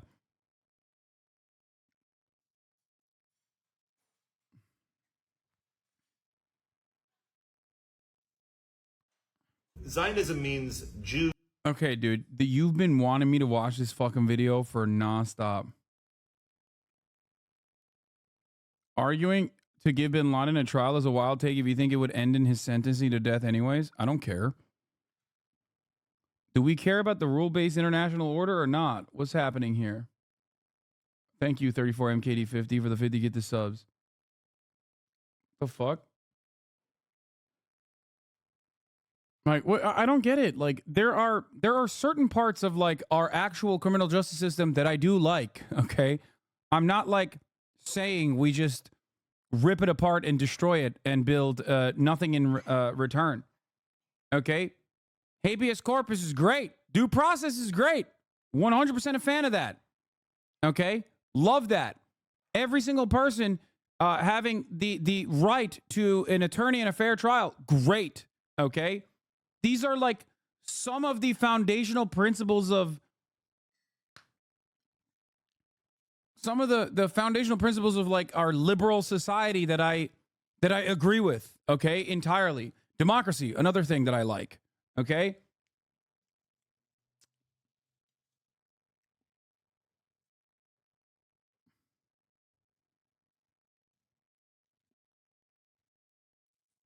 Anyway. Jews definitely welcome.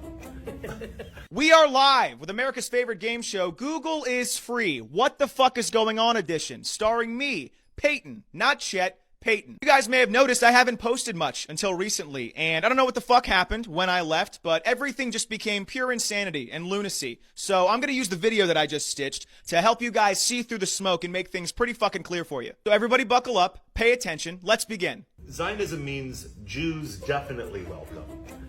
Okay, so off the bat, we've already got some fuck shit. So here's lesson number 1. Zionism isn't an open-ended book. What do I mean by that? What I mean by that is you don't get to just say that this thing that's currently causing a mass genocide, your interpretation of it is that it's just all love and sunshine and rainbows. It doesn't work that way. Let me give you an example. If a white supremacist walked up to you on the street and started talking to you about what white supremacy actually meant to them and how it was all okay, you wouldn't let them finish their sentence. You would be as far away from them as possible because you know what white supremacy is. You don't need to hear somebody else's interpretation of it because you've seen its effect in the world and what it actually...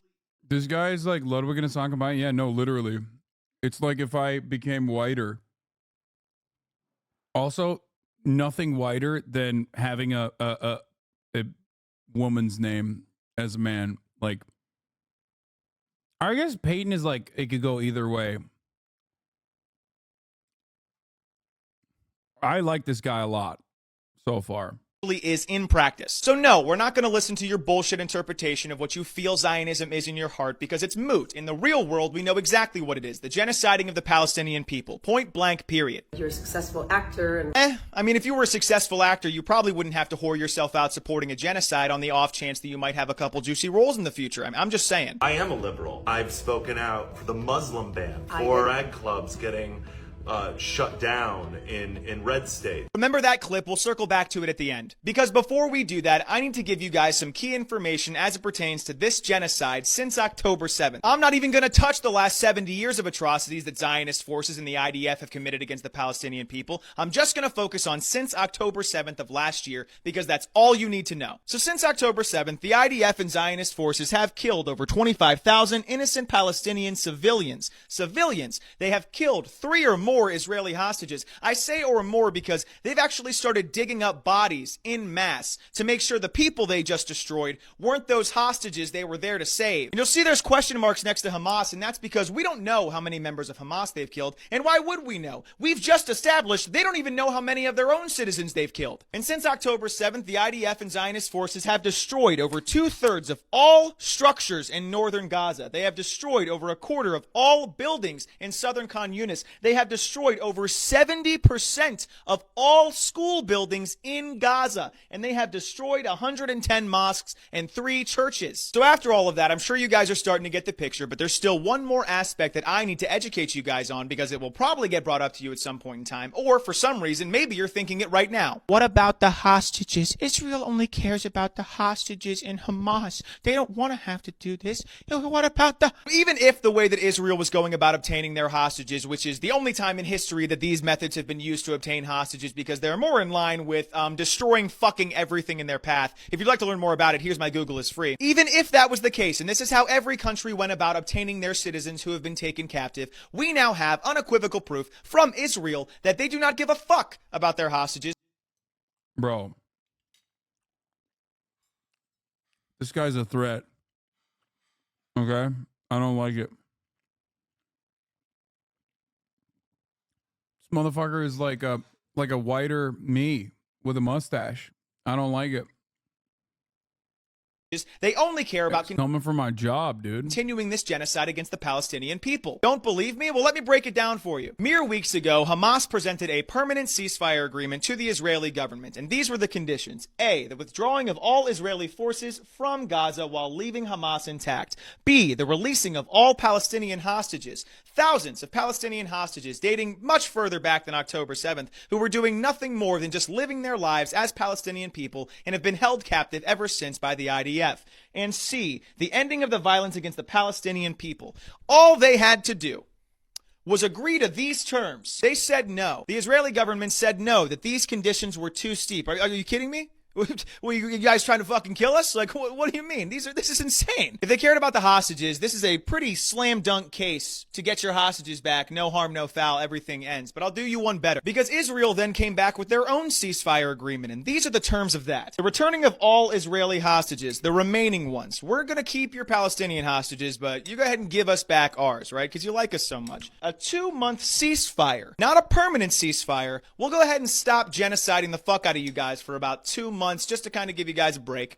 And then 3, the pulling of some soldiers from certain areas of Gaza. We still want to keep most of our soldiers in your guys' area, but we'll pull some of them and probably put them back eventually. Who fucking cares? People who care about hostages agree to a permanent ceasefire. They don't want to have a 2-month ceasefire before they continue genociding the fuck out of you. People who care about hostages don't care about having certain soldiers in certain areas of your home. They don't want to be there. They're just there for the hostages. People who care about hostages.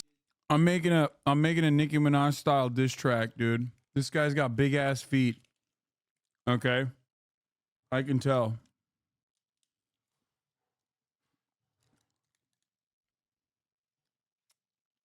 Big old feet, bitch.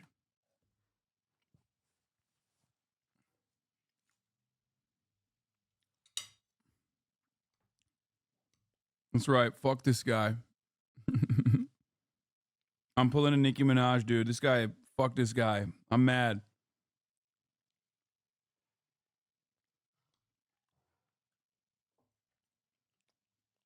would care about returning the thousands that they are currently keeping hostage. So now that you guys have all the information you should need, let's close it out by revisiting that clip from earlier. I am a liberal. I've spoken out for the Muslim ban, for ag clubs getting shut down in red states. See, I'm disappointed because while I was gone, I heard a lot of you guys, including friends of mine on this app who have since been educated, sounding a lot like Brett there. So just to make things abundantly clear for you guys, let's go over your final lesson. All or nothing. The rest of this is going to be a tough pill for you guys to swallow, and I'm sorry, but it's important for you guys to know so we can all move forward on the same page. When it comes to your allyship, and I'm sorry if I haven't gotten this across to you guys in the past, it is all or nothing. Allyship, as it stands, should be all or nothing. You are not a situational ally. If you are, you can fuck off and die forever. And why I'm bringing this up is because a lot of you guys are a little bit weary about not voting for a certain Joseph Biden that could be coming into office because what about Trump? What about all of these other things that affect me? I understand that it can be scary. I understand that it can be tough. I understand that the unknown is terrifying. But for the Palestinian people, there is no unknown. There is just one known, that they are getting systematically eradicated on our dime. For them, there is no dark future. There is only a dark present. And much more than we do on social media.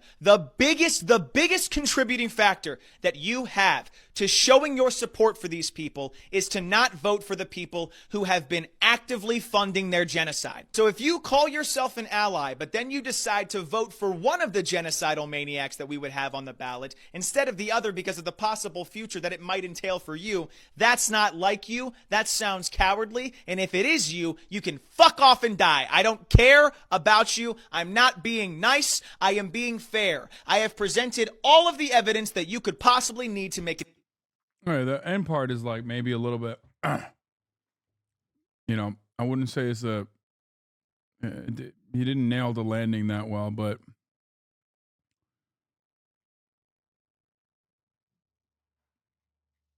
and everybody, especially because it takes away from the message, because everyone is going to focus on not voting for Joe Biden. I don't think that you should have to talk. You should not talk about it at all. See, everyone is now saying, should we vote for Trump then? You're taking away from the message. Everyone is going to only fucking hyper focus on that part. But really good video overall.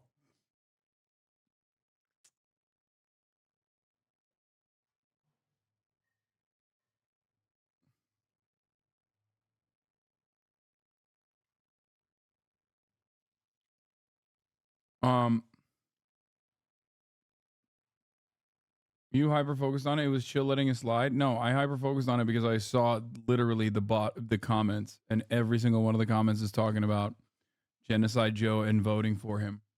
Our foreign correspondent James Longman has the details from Israel. Good morning, James. Yeah, good morning, Robin. This was an extraordinary operation. The IDF carrying out a raid on a hospital in the occupied West. I think voting doesn't matter either way. It just doesn't, especially when it comes to foreign policy. If you want to do a call to action, never do a call to action to not vote. And do a call to action for organizing and protesting. You know what I mean? Like, the difference between Joe Biden and Donald Trump as it pertains to Palestine and Palestinians has literally been almost identical. That's the whole point. That's why he's Jim Crow Joe. That's why he's Genocide Joe. I won't tell you. I will never do a call to action to not vote. At most, I'll tell you, do a call to action to pressure the government and say that you should threaten to not vote, withhold your votes until they respond or whatever.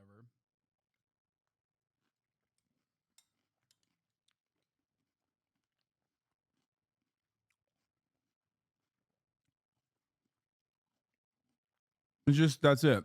That's my take on it.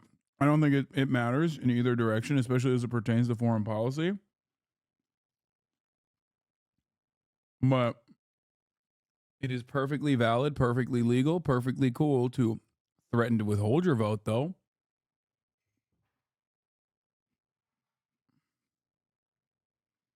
I can't vote for someone committing genocide because his opponents may also commit genocide. That's really funny.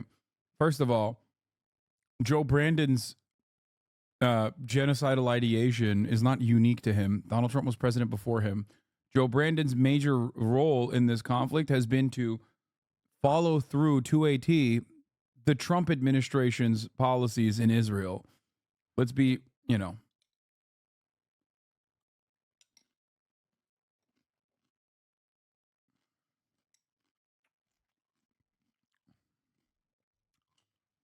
What happens when a threat is not heeded, because that's what's happening? I think people should vote against Biden and set a precedent. All right, good luck. It don't matter. Don't vote for Biden. Vote for Biden. Say that you're not going to vote for Biden. Vote for Donald Trump. None of it matters. What do I mean by this? The Democrats, if they lose the election, are still going to blame you nonetheless.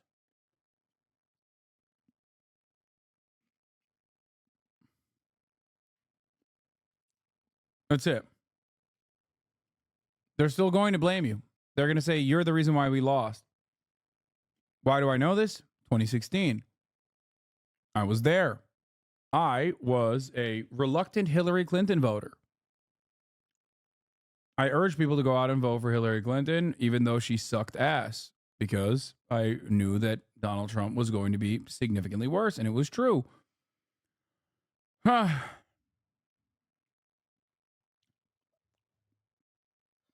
And yet people still ran along with the narrative that Bernie bros were the reason why Hillary Clinton lost, and not the real reasons why Hillary Clinton lost. So it doesn't really matter. No matter what happens, they will say the left is the reason why the Democrats lost. But also, we should do nothing to try and win them over. So for people being like, we're going to punish them this time. Okay, 2016. Did they get punished? Is that why we have a socialist in power right now? Socialist President Joe Biden? Because the Democrats were so punished by their 2016 defeat? Is that what happened?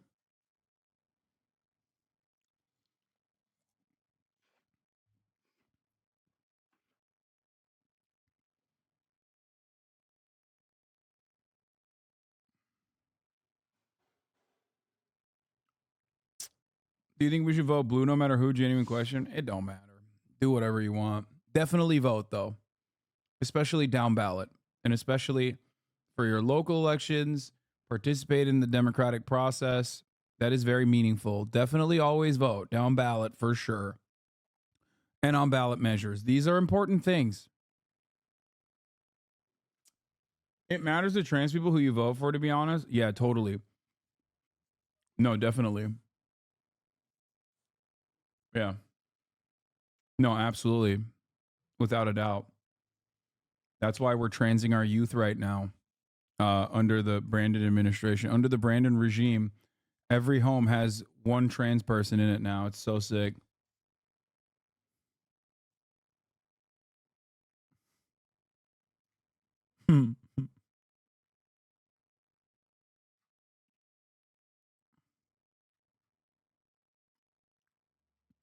Yep, Joe Brandon has got our backs. I was being sarcastic. I don't know if you know that. One trans child policy? Yeah.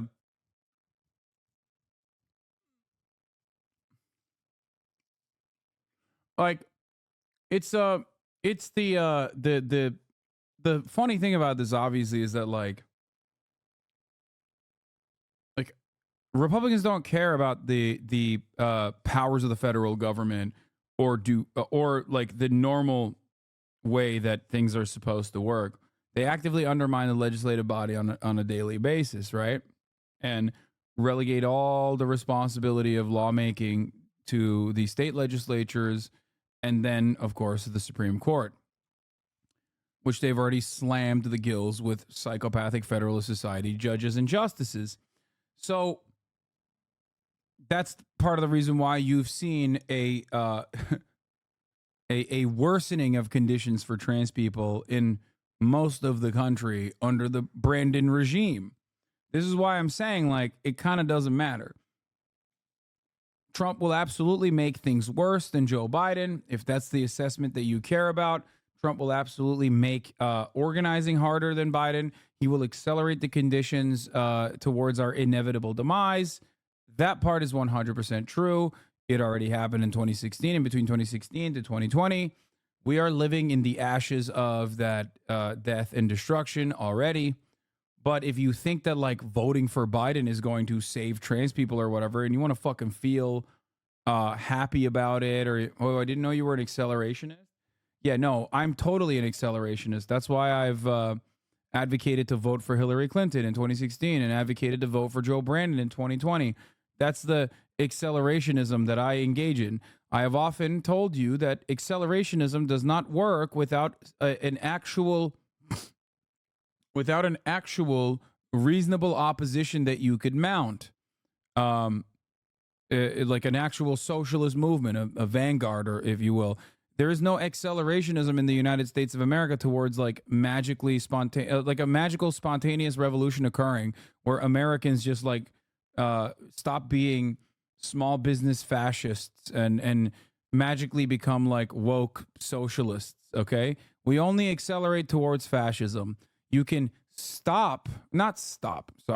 you can maybe like just like marginally decrease the speed or push for that accelerationism to be faster. But there's only barbarism at the end of this. We're living in it.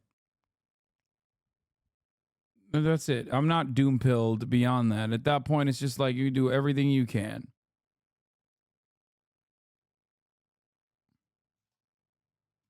People are just spitballing now. You used to get shit on for being against acceleration and now claiming that you are one. Yeah.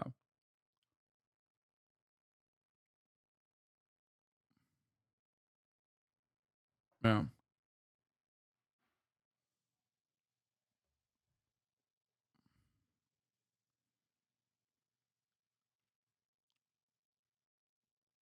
Not to be a drama, Andy, but another big leftist streamer is encouraging people not to vote for Biden. Thoughts? Not here for drama. Just want your thoughts. I don't care. I'm telling you, I don't care. It literally doesn't matter. And the big streamer is not even the big streamer that's like advocating for it. You also have like Chapo too. Like Will said something along those lines. Like, it does not matter. We literally do not have any power. Okay, I think you're talking about Mike, I suspect, and Mike and I combined times 10 do not have any fucking real way of moving the margins in any meaningful direction. All we can do is maybe like help local organizations and things of that nature. But Mike, myself, Chapo, Majority Report, which will never advocate for that anyway, but like all of that combined will never, ever, ever in a million fucking years have the fraction of the power that the DNC has, the fraction of the power that mainstream media has. You know what I mean? That's so funny to think that like we are the reason or the responsible party for an election being thwarted. That's just idiots coping, honestly. Like if you think that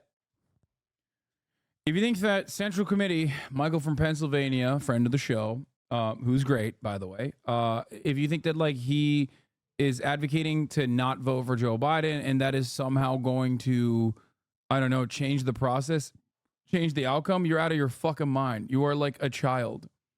You have like horse blinders on. If you also personally think that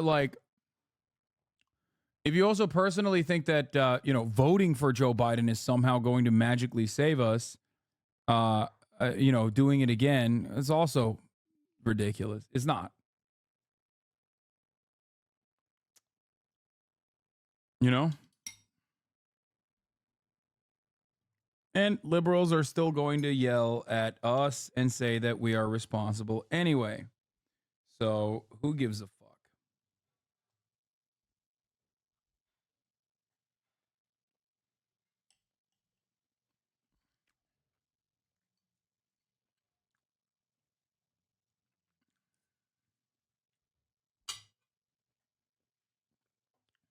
Bank, the undercover unit used silencers to assassinate a Hamas member in his hospital bed. This as the possibility for a ceasefire in Gaza looks like it could be This is true. You're voting for fascist light and fascist class. creeping closer. Israeli special forces launched a dramatic pre-dawn raid in a hospital this morning where, disguised as medical staff, they assassinated a member of Hamas and 2 others. You can see the team, one dressed as a doctor and another as a Palestinian woman, rushing this hospital corridor. All this in the occupied West Bank's Ibn Sina hospital. The target, Basil Ghazawi, a Hamas member who doctors say was paralyzed from a drone attack in October and was being visited by his brothers. This, as for the first time in more than 2 months, Israel, Hamas and their mediators in Qatar are openly acknowledging that there has been progress in ceasefire talks. Secretary of State Blinken has said he's hopeful that a deal can be made soon. And Qatar has said that a ceasefire seems no longer to be a precondition of talks, but now an aim. Hamas says it's received a proposal and is studying it. Israel will send negotiators to Egypt this week. Do you think it's ridiculous / pointless to advocate not voting for Biden in the same way as if young people aren't coming out for the Dems in 2024 will actually push the Dem party to the left? Last question. Thanks for answering in good faith. I subbed to both you and Mike, by the way. It doesn't matter. I already gave you my answer. It doesn't matter. If you ask me direct questions about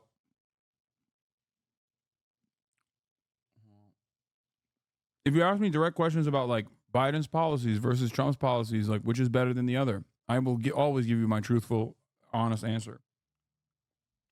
Which is why I always talk about like the criticisms, my criticisms of Biden being that like he's following through on the Trump administration's policies. Right? That's my criticism of Biden. So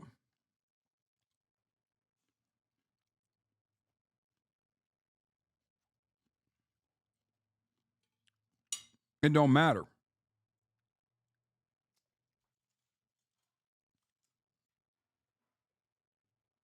Are you not preemptively annoyed by how predictable this year is going to be? Progressives aren't energized. They don't feel happy with their candidate. Low turnout in 2024 means Orange Man wins. Every liberal outlet blames progressives again. We get another 4 years of absolute cancerous federal policy making. Shouldn't we avoid this? I don't think you're understanding. My point is, we can't avoid it. I could be literally door knocking in the entire country. I could get my entire community to go out and door knock. That's not going to change the outcome because the bigger problem is the Democratic Party. Okay? You cannot outcompete the Democratic Party. If what you're working with is the Democratic Party, no matter how hard you go for the Democratic Party, you're like, dude, please go out and vote. Please, I beg you. It's the most important thing you need to do. Okay? Oh my God, you're going to, permanent genocide is going to happen. J.D. Pond style permanent first world genocide is going to happen if you don't vote for the Democrats. None of it fucking matters. It didn't matter in 2016. It didn't matter in 2020. And it will not matter in the upcoming election. Okay?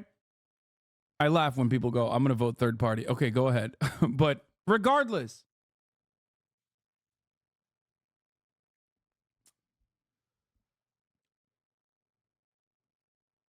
what is this? Which presidential candidate are you voting for this year? Brother, I've already told you. Don't care. Still voting Jank, okay? Jank 2024, Jank 2028, Jank 2032, okay? Jank 2036, Jank 2040. Don't care. Still voting Jank.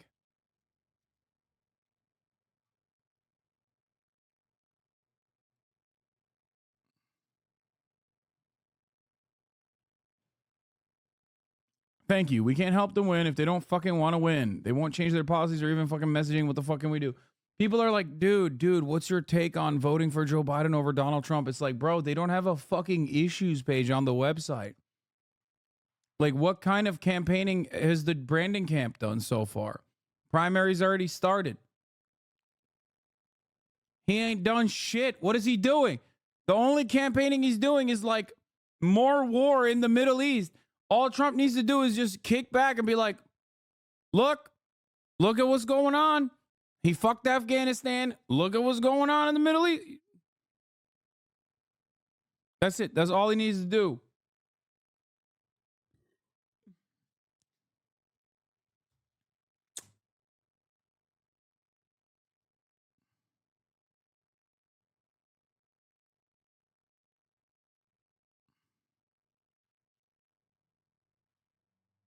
What? Bro, I'll be honest. It sucks so much hearing you say this. Do you have any idea how many young socialists are in this chat who look up to you that just heard what you said? Well, there's no hope. Barbarism it is. So many people have been inspired to join local socialist movements thanks to you, and you're so openly killing any hope of that continuing in such large numbers. No, this is not true. I believe that you have to have a stable structure to fight back. I will do everything in my power to keep pushing for that. Okay? That's why I always say that personally, it doesn't matter. Change doesn't happen overnight. Change doesn't come in one day. It's not fast. That's why we work and move in a direction that is positive for future generations. Okay? Planting seeds for trees you will never sit in the shade of. Right? However,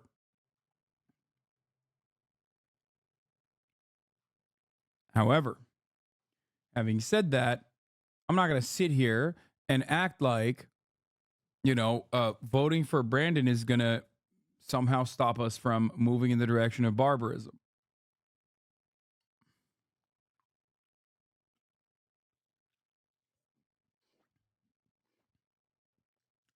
That's it.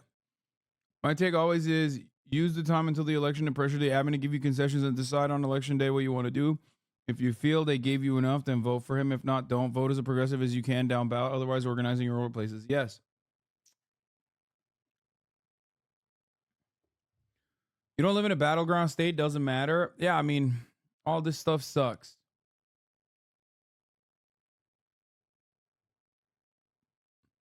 Voting is not harm reduction process. If you want people to vote for you, listen to the fucking people and stop saying that the other one is more fascist.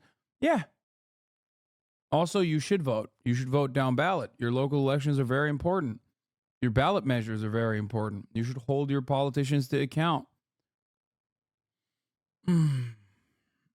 Anyway. But make no mistake. Make no mistake.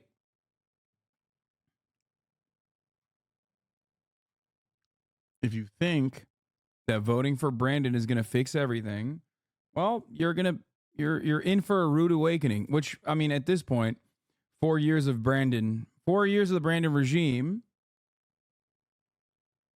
and changes have not been for the better. Well, if you still haven't learned that lesson, then you're probably always going to vote reliably Democrat anyway. Who cares? Pressure has been mounting on Israel for a pause now that Hamas says more than 26,000 Palestinians have been killed. Anyway, skipping all this shit. House Republicans seek to impeach Homeland Security Secretary Mayorkas. Expect some heated arguments on Capitol Hill later today, where House Republicans are going to move forward with a plan to impeach President Biden's Homeland Security Secretary. They argue that he has failed to enforce and follow immigration law. Democrats say Republicans, they're just playing politics. Scott McFarland is on Capitol Hill with more on this story. Scott, good morning to you. Gail, this is a very rare step. The last time Congress impeached a cabinet secretary was after the Civil War. Critics say it's a dangerous precedent and it achieves little. The House Homeland Security Committee meets this morning to give initial approval to 2 impeachment articles against Alejandro. What? We don't think it'll fix everything. Why does it have to be that binary? Dems are 2 steps forward, 3 steps back. Reps are 20 steps back. It's just one is obviously much worse. No, that's not true. No, the difference between the Democratic Party and the Republican Party is not that severe. You're out of your mind if you think so, or very young, or at least like young enough not to remember the Obama era or haven't studied the Obama era of Democratic Party supermajorities.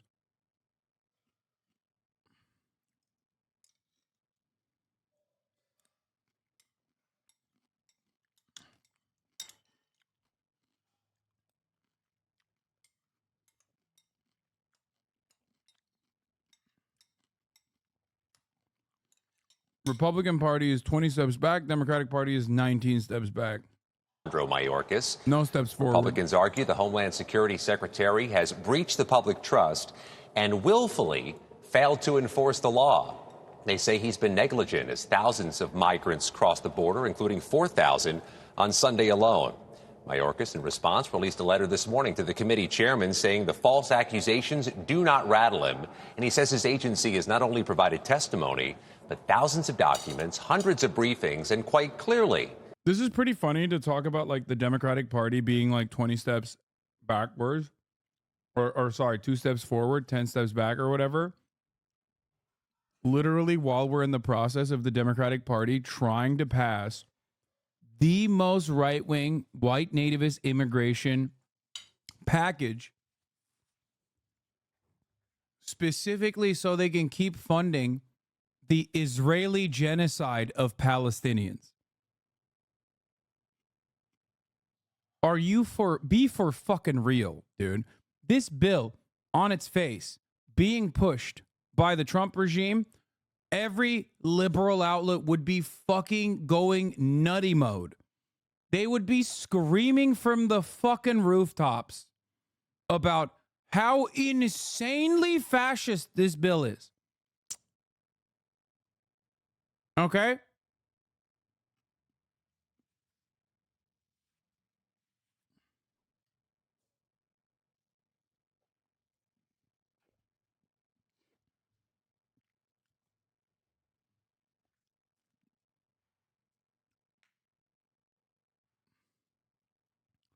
Bro, fine, I agree. Bad example. Dems are 19 steps back, reps are 20. My point stands, and we need to pick the 19 steps option. No, I think you can pick whatever you want. I mean, I would not. I think voting for Trump is ridiculous, obviously. But ultimately, it doesn't matter.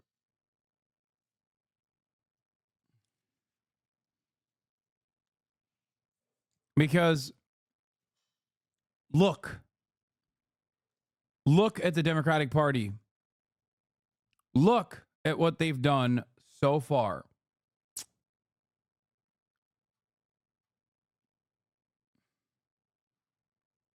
You're getting Berlusconi so fucking hard, my dude. What?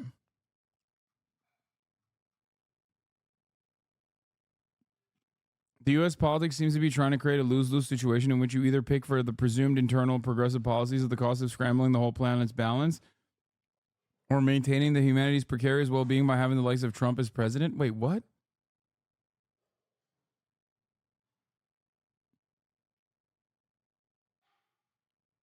That's not... What? We're not maintaining humanity's precarious well-being by having the likes of Trump as president. What the fuck? Guys, vote Trump. Help us sink the ship faster. Yeah, totally. Yeah. I mean, it's still... No. I think it's idiotic to vote for Trump. I will never advocate the vote for Donald Trump. I will never advocate... The major reason why I criticize Biden is because of his proximity, his closeness to Trumpian politics, to reactionary politics. Accelerationism will only bring about the inevitable demise faster. That's it.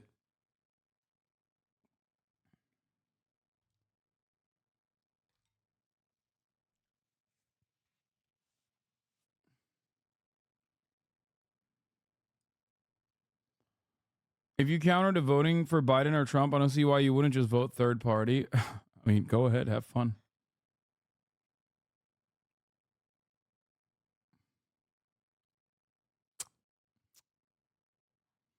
No, I do not know any real accelerationist people who would vote for Trump. That would be really funny, though. I guess like Jimmy Dore, but he's not an accelerationist. He's just a right-wing Republican now. Is enforcing the law. Meanwhile, Democrats have blasted these. Like, it's funny because, like, as I've said, your vote doesn't matter, but your vote extra doesn't matter if you vote third party. Like, it's like so funny. It's basically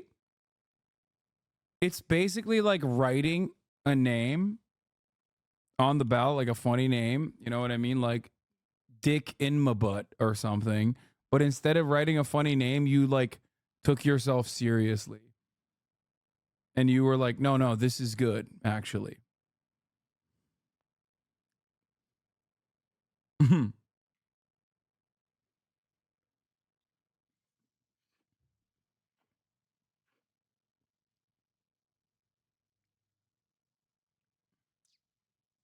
Proceedings, calling them an abuse On that note, don't care, voting for Jank.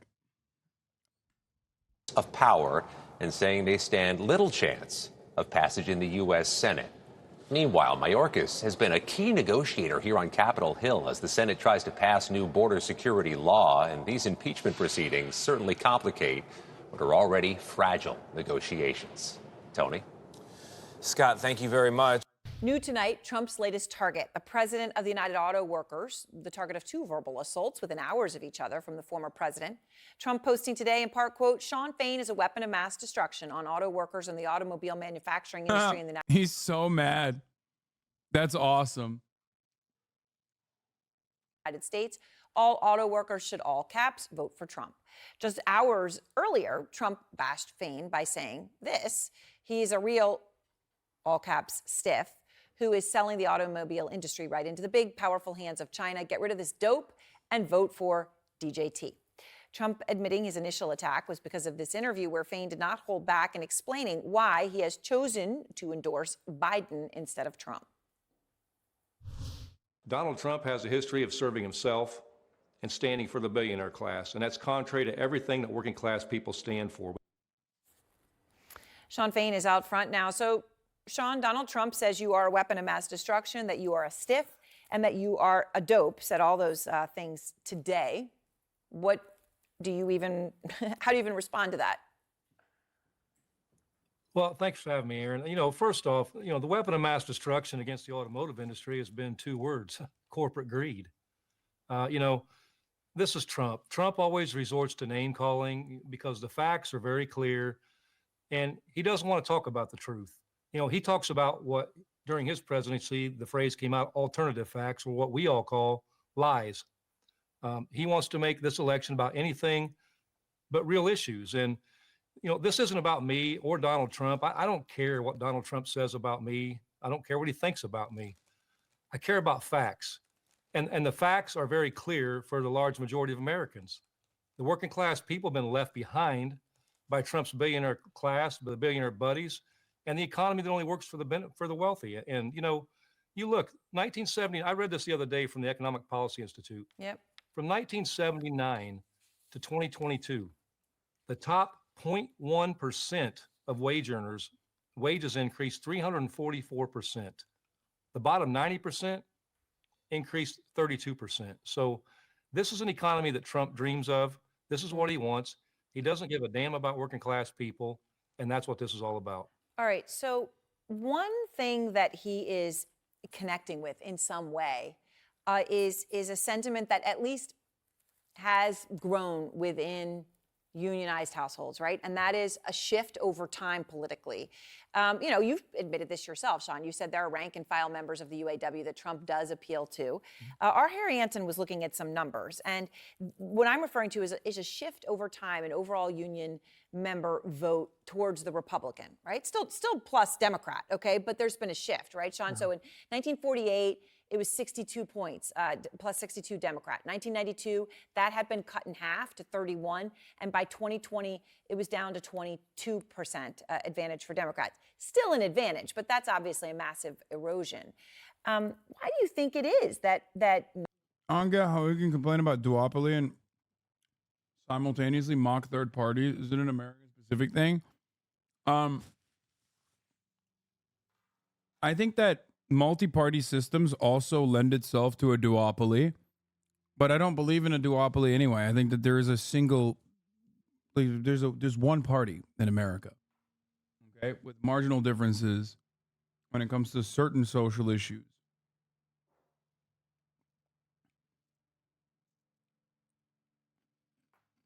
One capitalist party.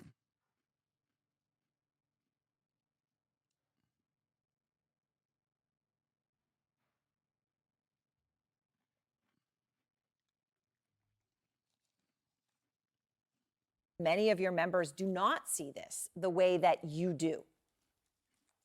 Well, look, I'll say it's been a masterful plan by the billionaire class and the corporate class. I mean, they, over the last 40, 50 years of our lives, have played the greatest game they always play, and that's divide and conquer. They divide the masses over single issues. And meanwhile, they run away with all the money, all the profits, and things get worse for us. You know, what we have to do as organized labor, we have to lead the fight, and we have to lead the dialogue with facts. And that's why our contract campaign was so successful with the big three. That's why 75% of Americans sided with us in that fight, because we were focused on the things that matter most to working class people: wages, better wages, retirement security, healthcare, better healthcare for everybody.